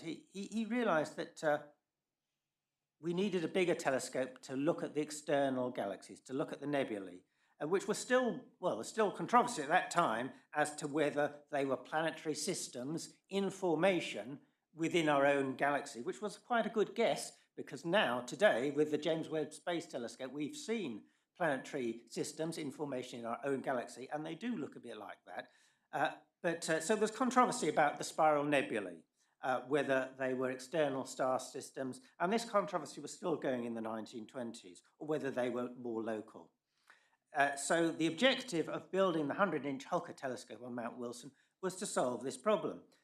It was an optical design by George Ritchie, who later invented the Ritchie-Chrétien telescope, but this was not a Ritchie-Chrétien design. This was a classical Cassegrain. And the mirror was made of melted down beer bottles. Surprising it works. It was the last large telescope to have a silvered mirror, the last big one to have a silvered mirror. After that, they went over to aluminized mirrors. And the technique of aluminizing mirrors, of depositing the aluminium in a vacuum, that was developed at Mount Wilson by John Strong. This telescope was used by Michelson to measure the diameter of Betelgeuse. It was used by Hubble to prove that the spiral nebulae were beyond the Milky Way. He was able to combine the Cepheid period luminosity relationship and observing Cepheid variables in M31, and he was able to combine that with the redshift measurements of galaxies that have been made by Vesto Slipher. And he discovered Hubble's law that the redshift is proportional to the distance. So the 100-inch Hooker telescope discovered the expansion of the universe, what we now call the Big Bang. Back to telescope designs. This was the designer, Jules Wills Ritchie, who worked most closely with George Ellery Hale on the building of the 60-inch telescope and also the 100-inch telescope. And Ritchie invented the Ritchie-Chrétien telescope design. The Ritchie-Chrétien design has a hyperbolic secondary mirror, and that corrects the aberration from a hyperbolic primary, and it is more or less free of coma and spherical aberration at all wavelengths. And that is now the design that is used for large professional telescopes today, the Ritchie-Chrétien Cassegrain design. For example, the Hubble Space Telescope is one of those. And this is the first successful Ritchie-Chrétien telescope. This is the 40-inch that Ritchie built for the US Naval Observatory. The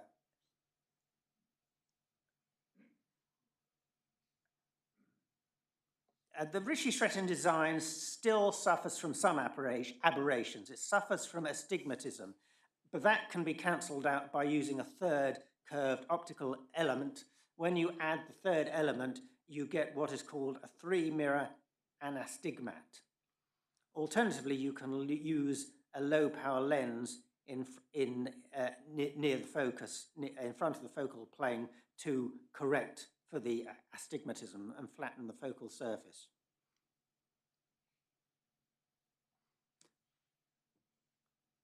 You'll also have heard of the Schmidt telescope, the Schmidt camera, and things like Schmidt-Cassegrain telescopes. Well, this is Bernhard Schmidt. He invented the Schmidt camera or telescope, which was a method of taking images with a Cassegrain design with no secondary mirror. You insert the photographic film halfway down the tube, and you have a correcting plate which corrects for a spherical aberration, coma, and astigmatism. And this was used for the construction of very large, fast, that means low focal ratio, wide-angle reflective cameras. And most famous of those is the one on Mount Palomar. This is the 48-inch Samuel Osrin Schmidt telescope at Mount Palomar, completed in 1948. And that was used to make the Palomar Sky Survey, photographic sky survey, which was the best sky survey that we had before the digital age. And that telescope is 72 inches diameter, has a focal ratio of f2.5. And it was designed to be used with film, and you had to specially curve the film onto a curved former to fit the focal plane. George Ellery Hale's greatest work was commissioning the 200-inch reflector on Mount Palomar. He did not live to see the first light of the 200-inch. He secured $6 million funding from the Rockefeller Foundation for this. He carefully selected the site in the Rocky Mountains to have the best seeing. By that time, by the mid-1930s, Mount Wilson was already light polluted, so he went further into the wilderness at Mount Palomar. This telescope used many new technologies. Corning Glassworks made this honeycomb-shaped mirror blank. This was the first time such a large piece of low-expansion glass had been made, and it weighed only 20 tons. And there were 2 attempts to cast it. The first time, the mold broke with the intense heat, and it ruined the mirror. They hadn't made a second attempt. It took months to cool. The tube design was also new. It had a Serrier truss tube design, which was invented by Marc Serrurier of the Caltech in Pasadena, and that was designed to keep all the optics very accurately in alignment. And Ritchie wanted to make this new telescope of the Ritchie-Chrétien design. However, he fell out with Hale, and the project went over budget, and Hale refused to adopt a new design, which he regarded as experimental. So Hale went for the classical Cassegrain design, and it's with a parabolic primary mirror, and it was the 200-inch was the last large telescope to be built as a classical Cassegrain with a parabolic primary. The mounting also was a new invention. It was designed by Russell Porter, although it was similar to designs already developed by an amateur astronomer who was called H. Page Bailey. He was a dentist who lived in California, and he built very similar mountings to this for amateur telescopes. And he met Russell Porter, and he never really got credit for this invention. But this is the horseshoe mount. And this is a miracle of engineering. This is the biggest, and this is one of Russell Porter's drawings. The engineering drawings are absolutely fantastic. It still is the biggest equatorial mounting ever built. All the larger telescopes built since then have been alt-azimuth telescopes. Its building of the 200-inch was interrupted by World War II, and the first light didn't occur until 1948, which was 10 years after Hale's death. The mirror is close to the limit for what it's possible to do with a single piece of glass and not distort too much. Here's another large mirror telescope, the Anglo-Australian telescope, and this was the first telescope to be fully computer controlled. It was planned by the Astronomer Royal, Richard van der Riet Woolley, to provide a good platform for British astronomers to make observations from the Southern Hemisphere. And the split ring mount was also invented by Russell Porter. This telescope was jointly funded by the UK and Australia, but now it's maintained solely by Australia. And there's the crate that the mirror came in all the way from Grubb Parsons in Newcastle upon Tyne to England. So those were the days when they built things like that in Newcastle upon Tyne. The Palomar telescope was exceeded in 1976 by this telescope, which is, the name translates as the Large Altazimuth Telescope, and it was the largest telescope in the world between 1975 and 1990. It was the first great telescope to try to use a completely computer-controlled altazimuth mount for engineering simplicity and for strength.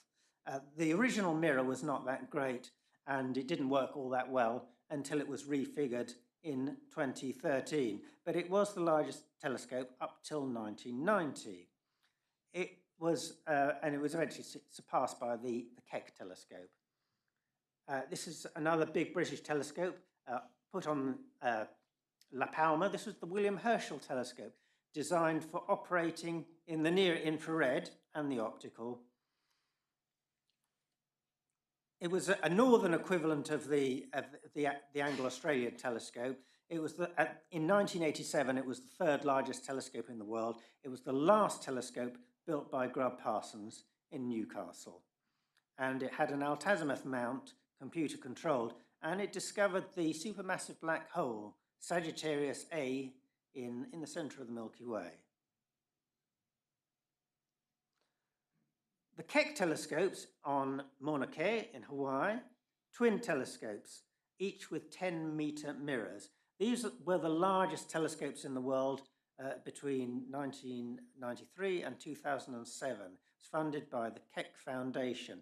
And the key advance here was the use of active optics to operate mirror segments and make several segments operate as a single contiguous mirror. Each mirror is made of 36 hexagonal segments, and each segment is 1.8 mirrors wide. And the segments are made of zero-dur glass. That's the diagram of the mirrors.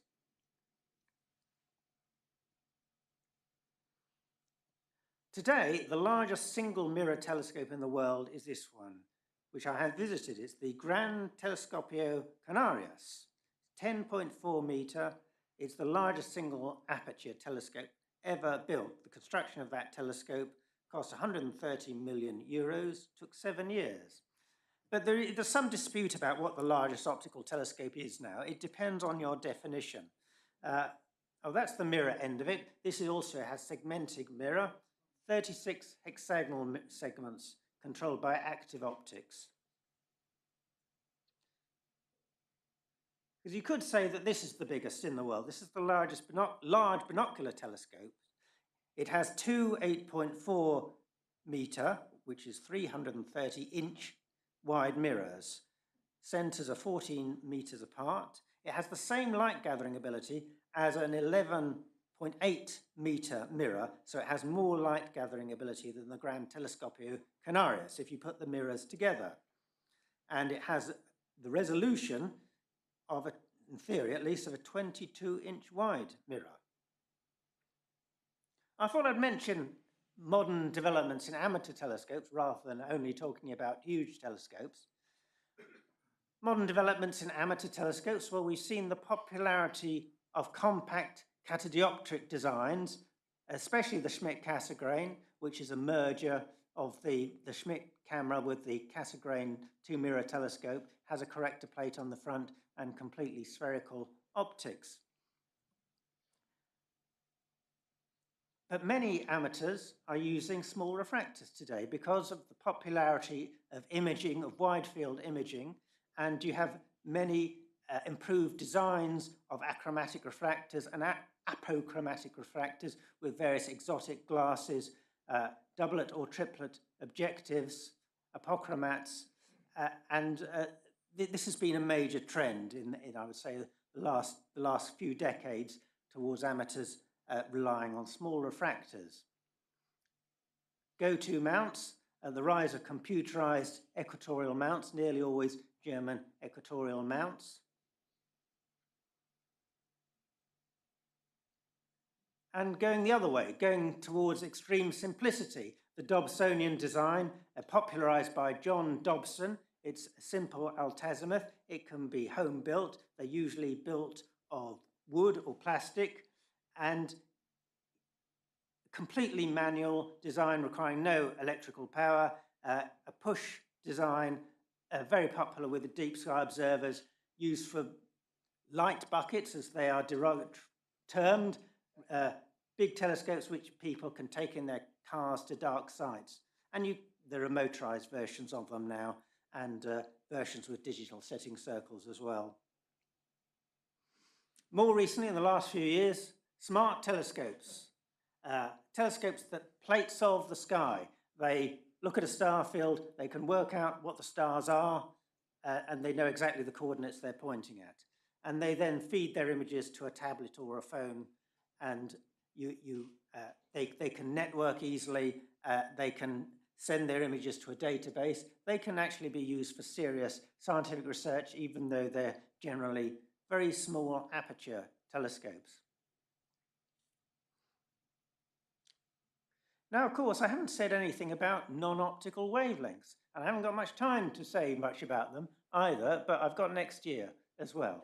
But this is Karl Jansky, the father of radio astronomy. He worked at Bell Labs in the 1930s, and he discovered a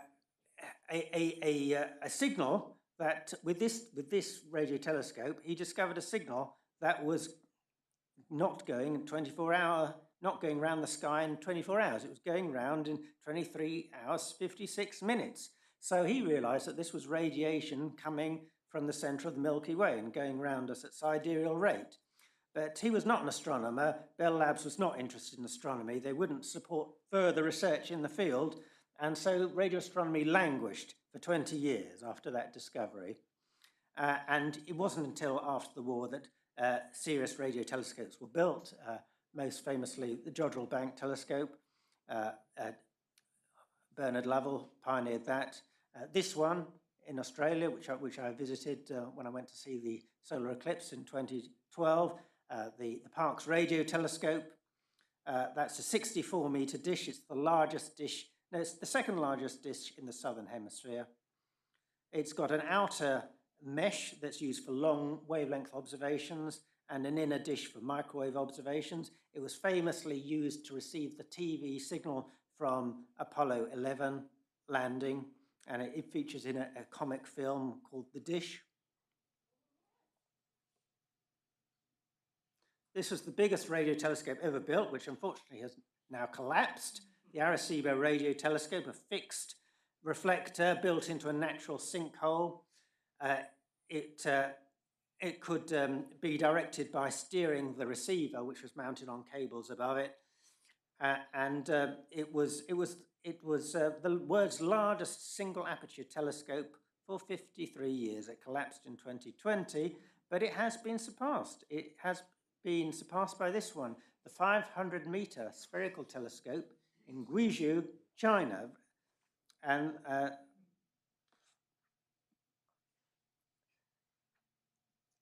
but more recently, there's this vogue for making arrays.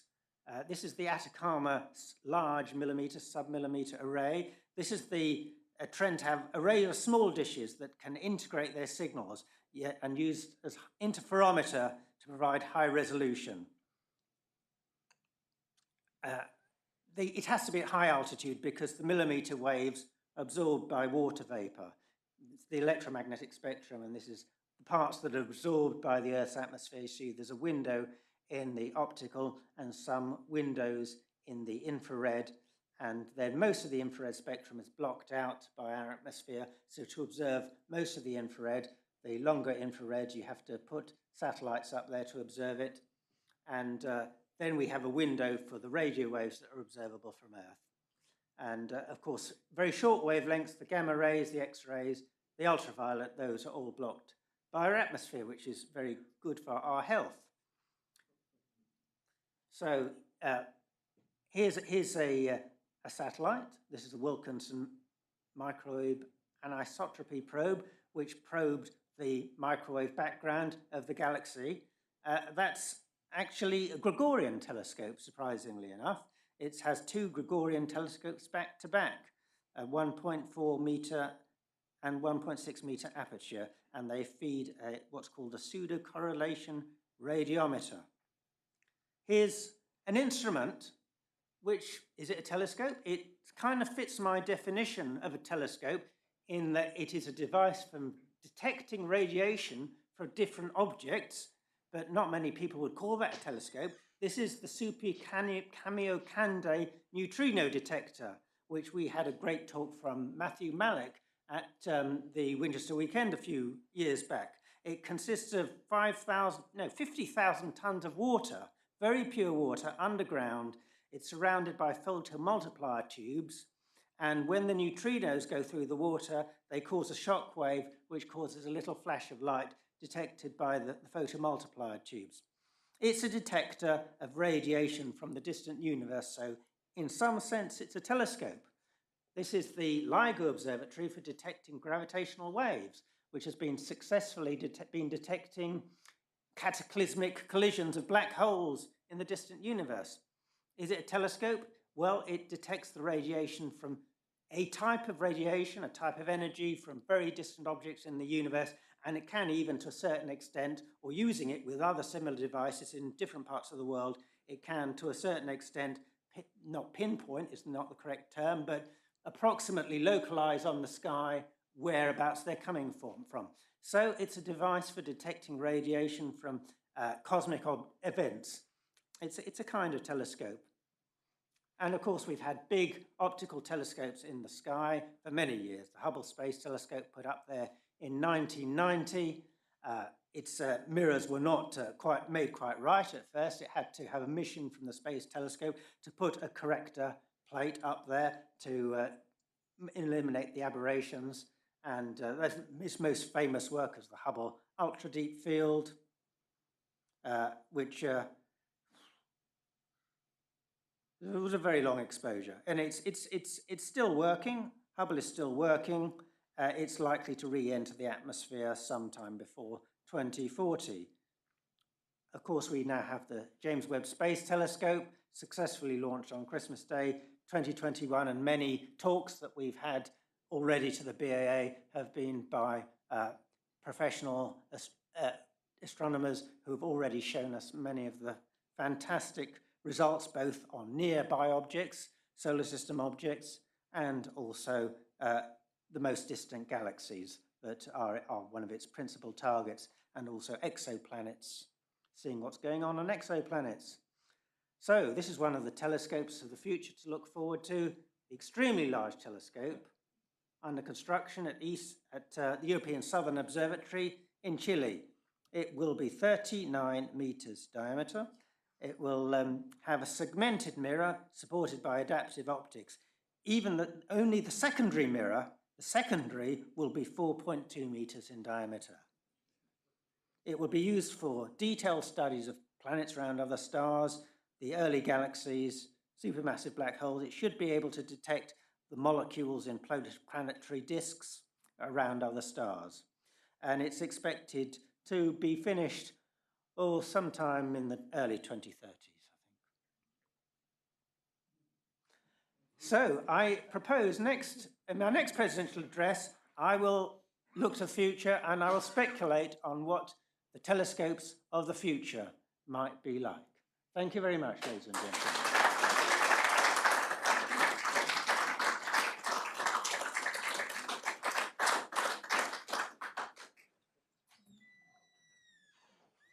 I will now hand over to a duo. We have Nick James and John Mason, who are going to jointly do Sky Notes. While they're setting up, any questions?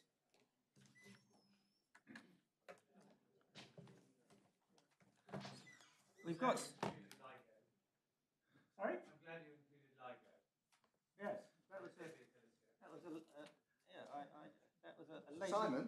Late inspiration there, Do you drop the lights right down? Thanks. People want to see the pictures rather than me. We've got some viewers on the YouTube live stream. Incidentally, we've got 21 people watching the live stream. So That's great. good. Yes, so as David says, this is going, strange echo, this is going to be a joint Sky Notes this time between me and...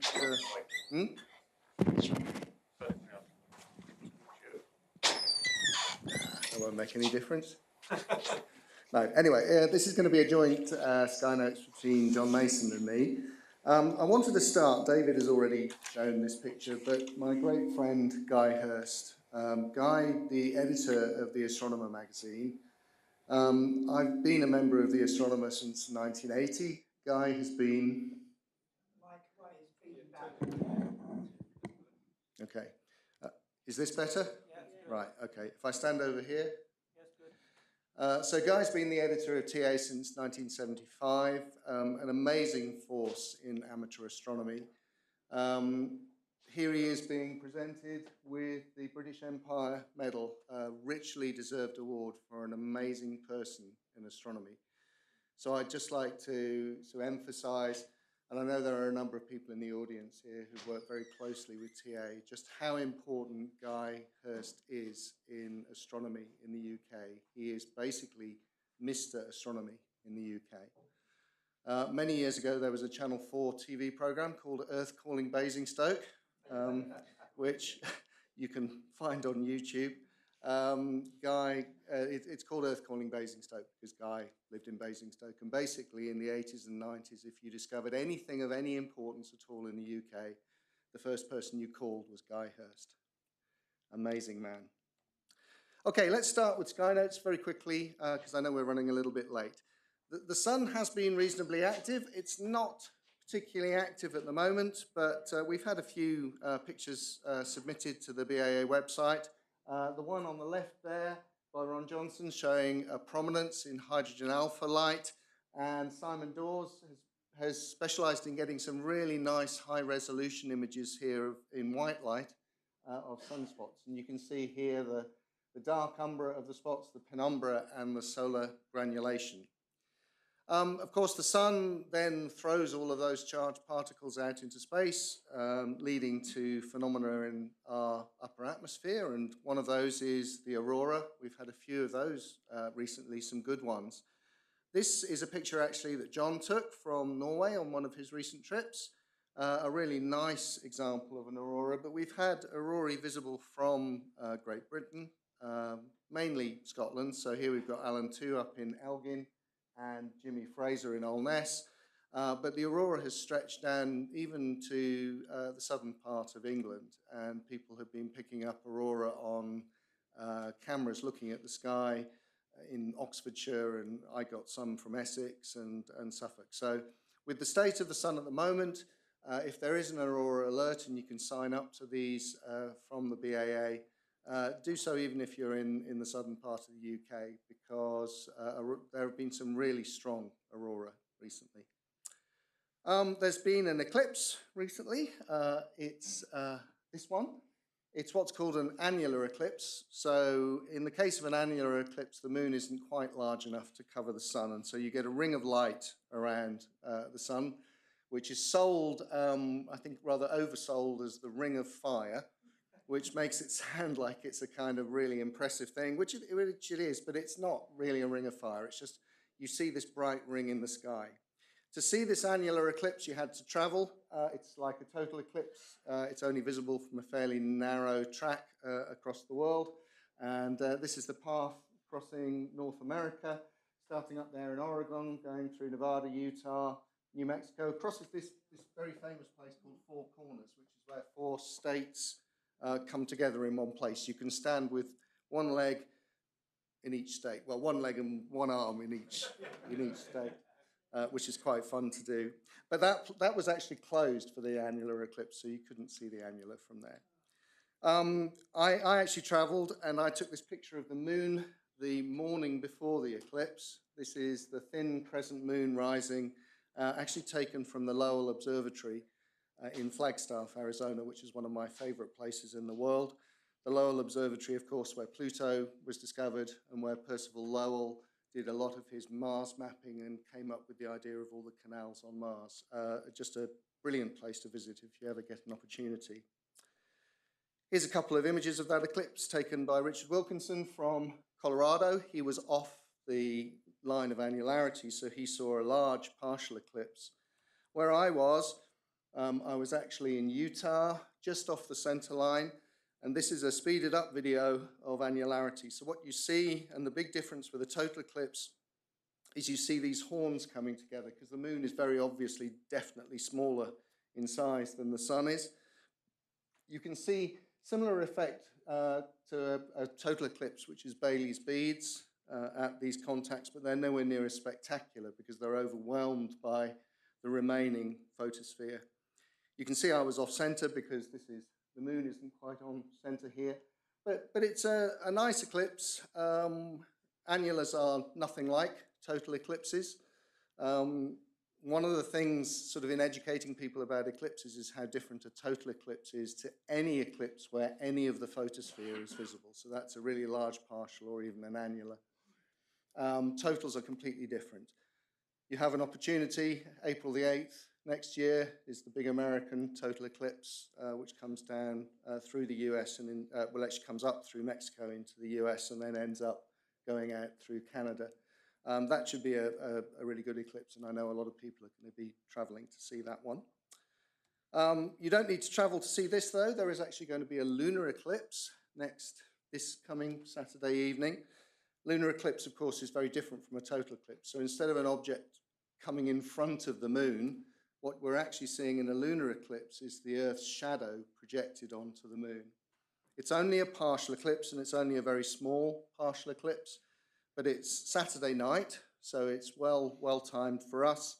2014 UT, so that's 9:15. I assume the clocks haven't gone back by then, have they? No. Right, yes, that night. So it's 9:15 BST. And the moon's high up. You'll see it near Jupiter in the southeast. So if you have a look about 9:15 at the moon, you'll see a really tiny bite taken out of the moon by the Earth's shadow. And this is what it should look like, something like that. So only a really small effect, but if you take some photographs, it's much more prominent. The darkness is much more prominent. And what you'll see is not just the umbral shadow, but the fact you see the penumbral shadow as well, spreading out over the moon. So it's definitely worth getting your camera out for that. Saturday night, 9:15. Starts about half an hour or so before that, I think, but sort of get yourself set up, but that's when the maximum of the eclipse is. So just quickly scanning around the sky at the moment, and if you go out sort of late evening towards midnight, the southern sky is dominated by a very bright object, which is the planet Pluto. Planet Pluto?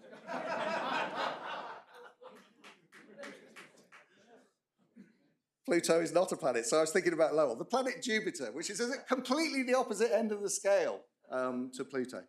And Jupiter is actually now really high up for us. It's been moving along the ecliptic, so it's high up, so seeing is very good. So even if you've got a very small telescope, it's worth having a look at Jupiter. Have a look at your BAA handbook to see when the red spot should be visible, because many people think, oh, I can look through my little telescope and I'll see the red spot on Jupiter. Well, half the time it's not there because it's on the other side. And the red spot has also really shrunk. I think David sent me an email yesterday saying he calls it the little red spot now. Is that right? Or, yeah. So here's an example of Jupiter without the red spot. So this is Martin's picture from St. Albans. Really nice high resolution image of Jupiter, but the red spots on the other side. If we have a look, did you say you could see the red spots? Oh yes, there it is. Right. I'm a comet observer, I'm not used to these things. So the director of the Jupiter section does point out that the red spot is actually there. One of the annoying things planetary observers do is they cannot agree on whether to put north at the top or south at the top. And I'm sick to death of this, and I've stopped rotating images. So this next one, which is by Peter Tickner, shows the red spot down here. Okay, but that's simply because Jupiter is upside down in this, but it's also got one of Jupiter's moons, Io, just coming out from the limb. You see the colour of Io there? Yes, it is. I mean, so Io is basically sodium, isn't it? So it's a very orangey thing. So that's the little red spot. Observers have started doing some pretty amazing things, though, and one of the leading people in this is Chris Hooker. So Chris Hooker has been taking images of the Jovian system using a narrowband filter that passes sodium light. Now, as astronomers, we used to buy filters which specifically notched out or stopped sodium light because that's what came from street lights. So this is the opposite of that. This is a filter that just allows through sodium light. And the reason to do this is that you can actually see some very faint sodium features in the sky. So Chris previously has done this with Mercury, where he's imaged the sodium tail coming off the planet Mercury. And here he's imaging a sodium feature coming off Io, which you can see going up here and into Jupiter. You can see it on this, the other screen as well. So this is something really interesting and a new area really for scientific research for amateurs to be able to directly image this sodium tail of Io, which is caused by the environment that Io lives in. The fact it's a world that's squished by Jupiter's gravity, so it's very volcanic. It has lots of emissions from its sulfur and sodium on the surface that go out and get caught up in Jupiter's magnetic field, I think. Is that something like how it works? And that's how you get this stream. So Chris has done this. I know other people are following in his footsteps, but Chris is currently leading the way in this amazing imaging from the UK. If you get up early in the morning at the moment, there's an even brighter planet in the sky, and that's the planet Venus, which has just gone through its greatest elongation west. So it's as far from the sun in the sky as it's going to get. It's very, very high up at dawn. And so people have been able to get some really nice images and drawings of it. This is some drawings by Paul, taken in different color filters, around the time when Jupiter is its half phase, its dichotomy phase. Did I say I'm going mad, aren't I? You know what I mean. Yes. It is the head. I blame the codeine that I'm currently on. So this is showing Venus around half phase, and you can see there the day of dichotomy in different filters showing that. Again, though, imagers are managing to get some amazing images of Venus. They're actually using filters that pass far infrared light, which actually allow you to image the surface of Venus. So Venus is enveloped in clouds. We don't normally get to see the surface, but if you look in this far infrared waveband, you can actually see features on the surface. And these are real features that move with the rotation of Venus and are not just artifacts of the imaging. So yeah, Venus definitely worth looking at. Another thing that's going on at the moment, we've just had a really good example of the Orionid meteor shower. So the Orionids come from Comet Halley. This is some video I shot from one of my cameras. You can see, I think, the Pleiades just there, and there's a quite bright one comes across. Now, John's going to spend a little bit of time now talking about some interesting developments in meteor streams and a couple of streams that are coming up. Thank you, Nick. And I'm going to go and sit down and... So these are the, thank you. He'll be back, he'll be back. These are the meteor streams for autumn, and it is rare that all the major and some minor streams in the late autumn period are favourably placed with respect to moonlight. Moonlight, of course, drowns out all but the brighter meteors, and this year, from the Orionids that peaked in the weekend just gone, as Nick mentioned, although they're still going on throughout this week and on, all the major streams, the southern northern Taurids, the Leonids and the Geminids, are all favourably placed with respect to the moon. So lots of things to look forward to. I'm going to deal with two streams in particular here, which are both related to short period, I say Encke family comets. The bottom one, 3,200 Phaethon, is an asteroid, but we believe it is a defunct comet. It has a very short period orbit of 1.6 years. And comet Encke, of course, has a period of 3.3 years, and it's responsible for probably the largest stream of meteoroidal material in the entire inner solar system. Encke's comet is responsible for 4 separate meteor streams, 2 visible in daylight in June, and 2 that we're about to come into now, the southern and northern Taurids. Now here's an image from the Spitzer Space Telescope of Encke's comet, showing you the enormous stream of dust along the orbit of the comet that is there. And when the Earth intersects that stream throughout September, all of October and into December, we will get these 2 meteor showers. So there are 2 main streams, the northern Taurids and the southern Taurids. Both are active at the present time and both peak in early November.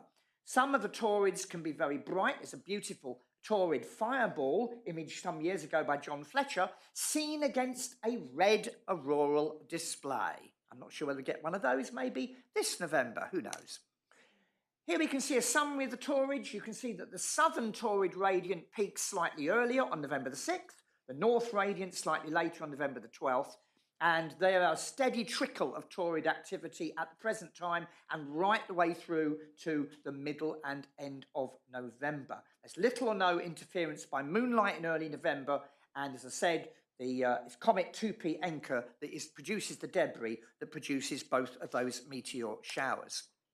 Now here we can see a lovely radiant plot from 20,500 meteors recorded by the Nematode Video Meteor Camera Network, and we can see the major meteor showers in this plot. Now you can see these 2 parallel lines of green dots towards the bottom, and that is the movement of the radiant of the North Taurids and the South Taurids, because as the Earth goes round the Sun, so the radiant point shifts roughly a degree eastwards every day.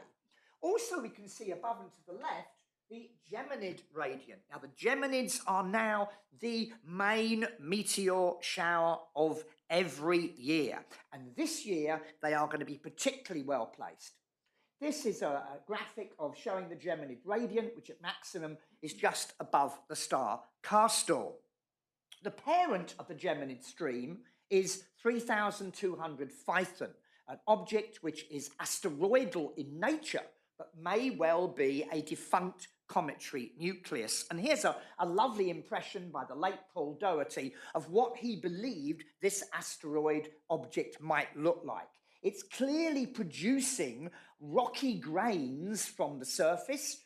It appears to be completely inert. There's no volatiles there, and yet it's obviously produced a lot of material which has gone into the Geminid meteoroid swarm. And the density of the grains in that swarm are higher than any of the other meteoroid streams, and so it appears to be rocky material. And some people have called this a rock comet.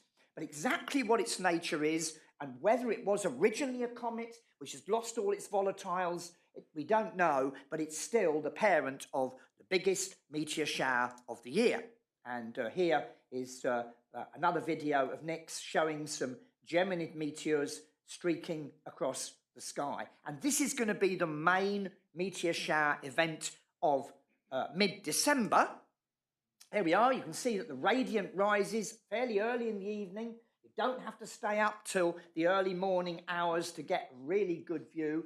No interference from moonlight this year, only a 2-day-old moon, and rates of up to 100 and 120 metres per hour. That's the zenithal rate. With the radiant at the zenith, which it isn't, under perfect sky conditions, which you won't have. So although you will see a lot of geminids, you won't see 100 to 120 metres an hour. But if you see 30 or 40 metres per hour, maybe one a minute or one every couple of minutes, it's still a very, very good shower. And this year, the conditions are perfect. It's true that the maximum occurs during daylight hours, but the peak is so broad. It covers 2.5 days. So both the night before, the 13th, 14th of December, and the night after, the 14th, 15th of December, those would be the best nights for viewing. Now, Jupiter family comets are also responsible for meteoroid streams. And at the top, you'll see 3D Bielid, now dormant Andromedes. Well, I've got news for you. It's no longer dormant. And this could be the big meteor surprise of 2023. And who knows, it could be even the best shower of 2023. Because Comet Bielid, which was the first comet to receive the D, in other words, defunct designation, its meteors appear to be back. Now, Comet Bielid was discovered by Montaigne in 1772. It's named after Captain Wilhelm Bielid, who first worked out it was periodic, and it had a period of about 5 to 6 years. In 1846, it was seen to have broken in half, and the 2 fragments of the comet were tracked throughout that period, and then it disappeared. And when it came back in 1852, the 2 parts had moved apart further. Now, in 1846, they were 250,000 kilometres apart.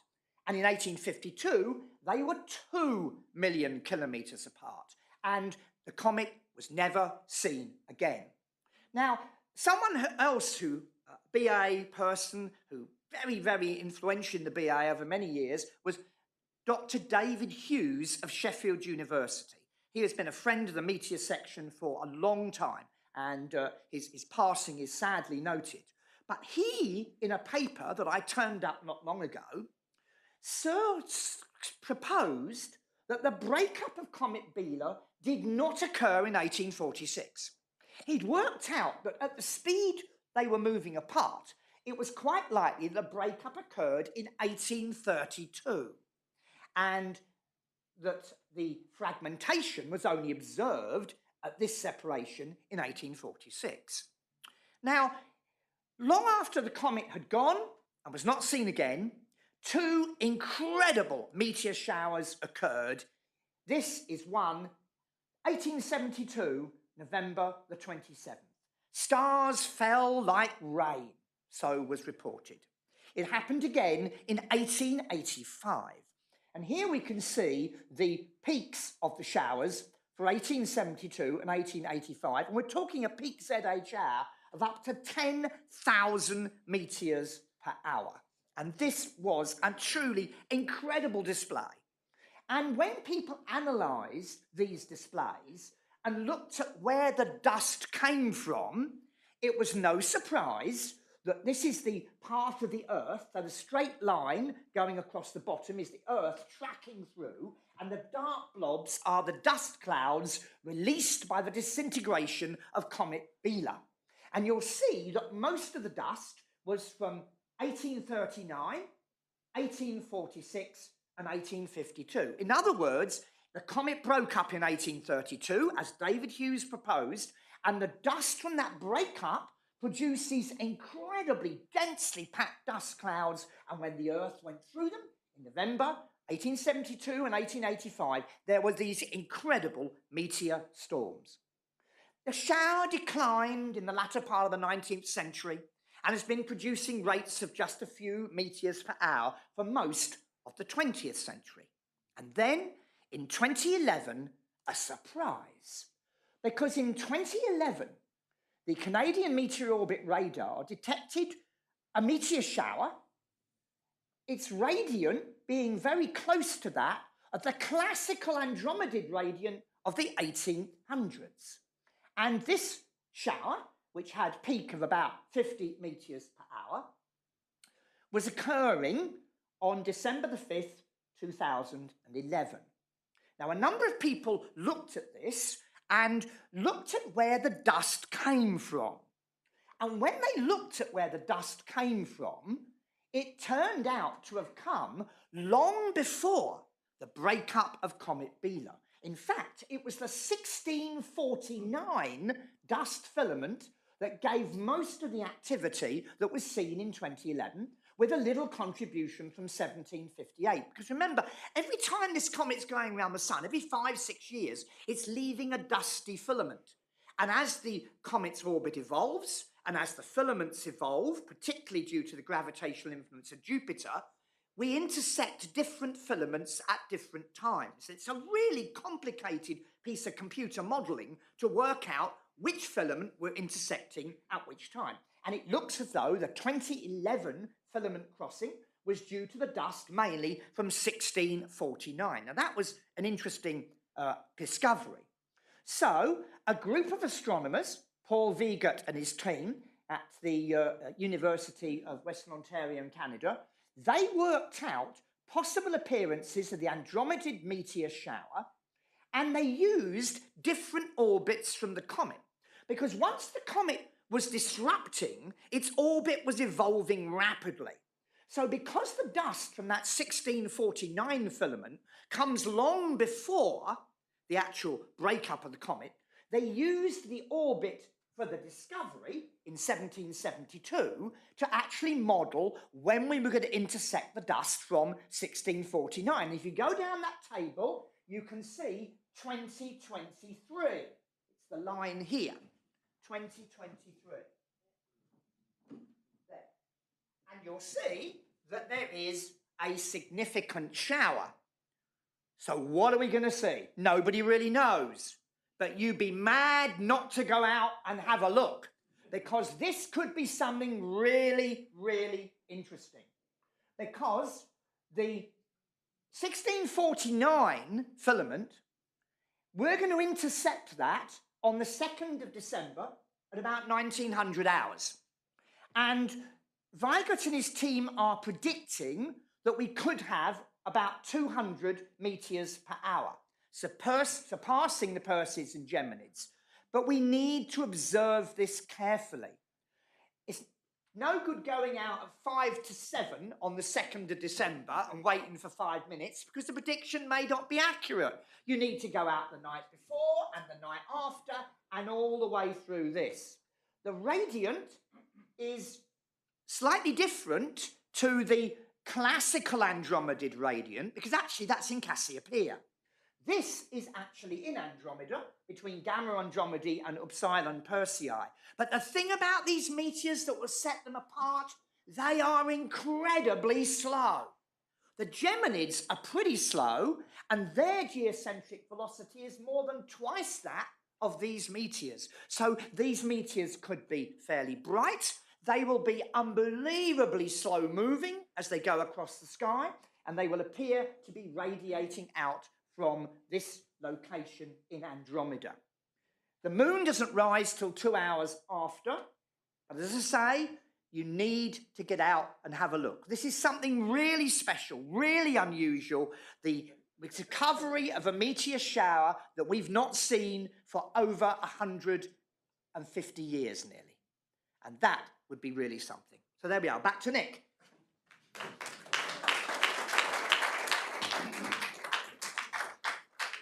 Thanks, John. I hope nobody from the Daily Mail was watching that, because I can imagine what the headline's going to be tomorrow.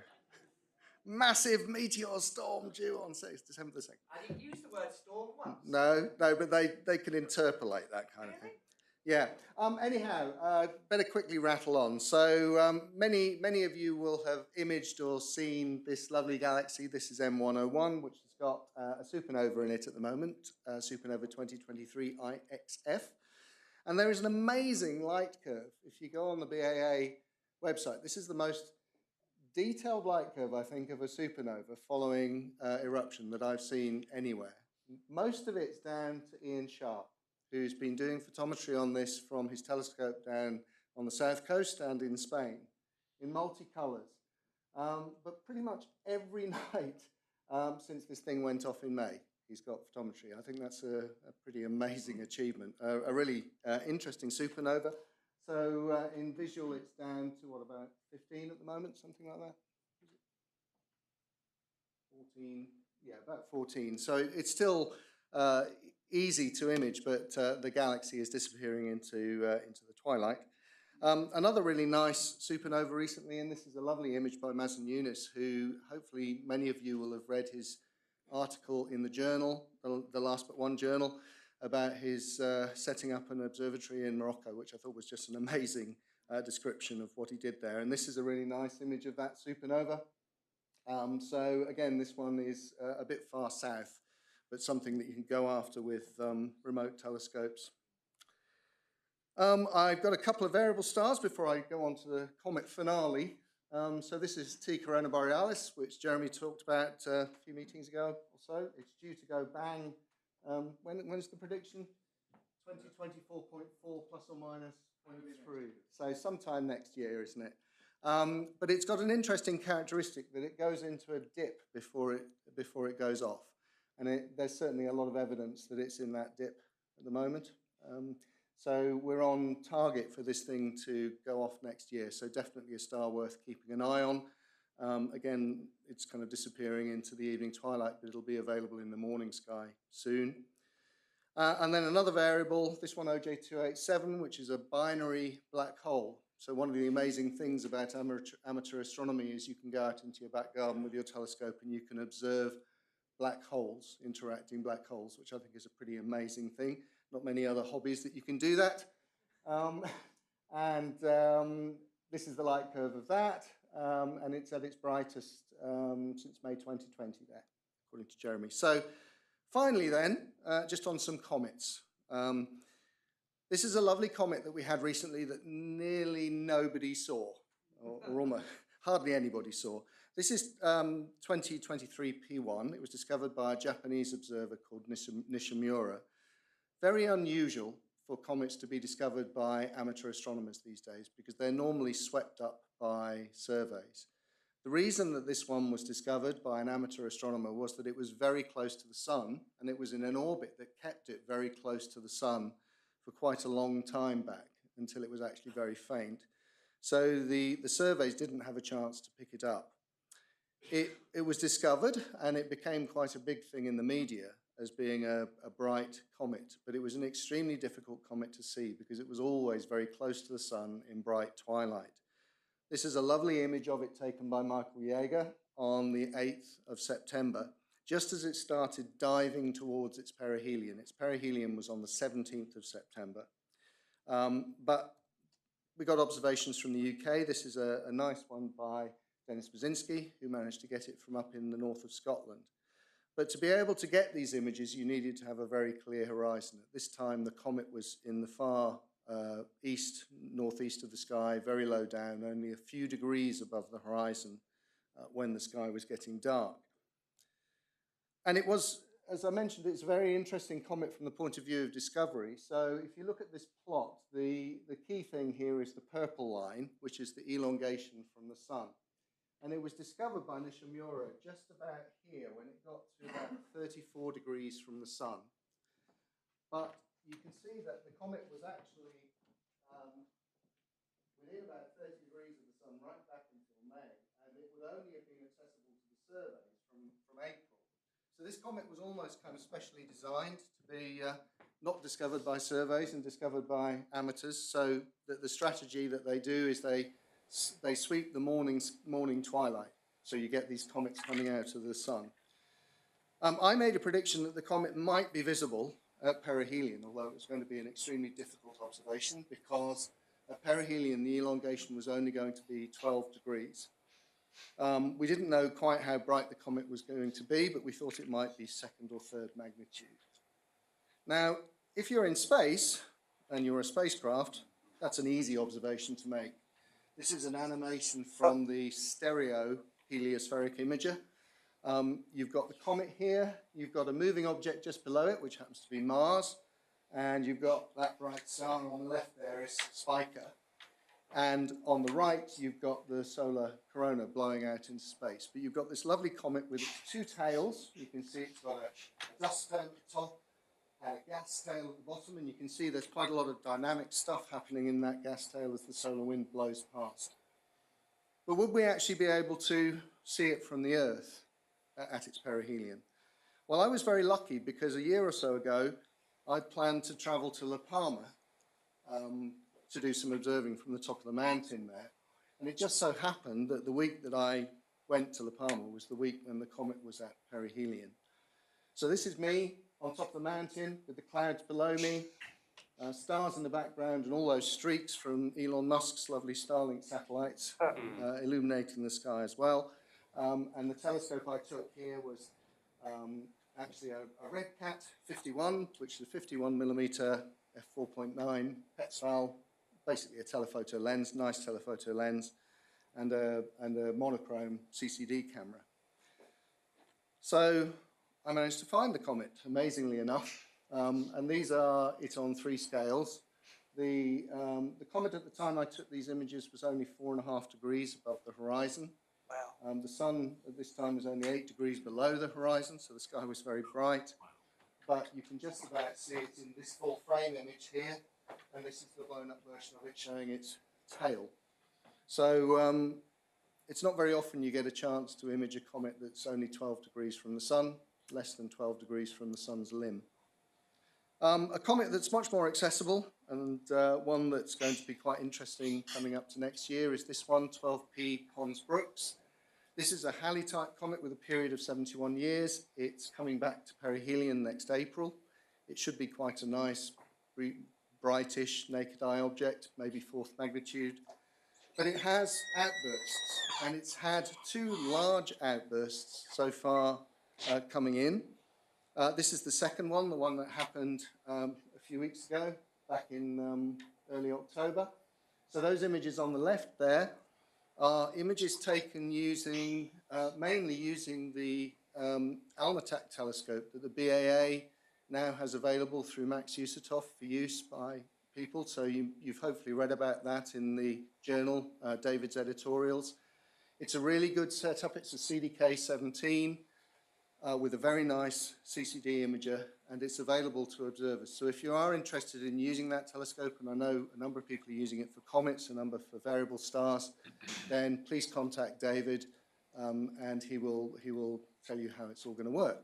But yeah, this is a sequence of images taken with that telescope and with my telescope in Chelmsford, and the plot there showing the expansion of the coma, showing that this comet is expanding at about 230 meters a second after this explosion. It's had a number of minor outbursts as well, one just a few days ago that Richard Miles picked up on some telescope imagery. So it's a really interesting comet to follow in. It's very well placed for us at the moment. If you want to go after it, have a look on the website. There's details about how to find it. So that's all the comments. Then just one final thing I wanted to show, which I always think this is impressive. This was a launch of a large spacecraft to the asteroid Psyche. It was launched on a Falcon 9 Heavy rocket from Cape Canaveral. And Nigel Evans in Ipswich managed to image this and its upper stage. So the bright object is the upper stage of that rocket that basically follows the spacecraft. And the fainter object is the Psyche probe, which is on its way to an asteroid. So that's Sky Notes. I think the Bielids are definitely going to be probably one of the most exciting things over the next few months or so. 2nd of December, it is the 2nd of December? Yeah. Yeah. By the way, there are 2 websites and 2 YouTube videos which are giving it as the 5th, 6th of December. This is because they've not bothered to read Paul Weigert's paper. Okay, so the 2nd of December, when we can assume that from the UK it will be 100% cloud cover everywhere. But if it's not, get out there and have a look, because you have an opportunity to see a meteor shower that's not been seen, well, for 150 odd years. And the other thing is the lunar eclipse this coming Saturday. That should be something that everyone ought to be able to see if the weather cooperates. So thank you very much. Have a safe trip home.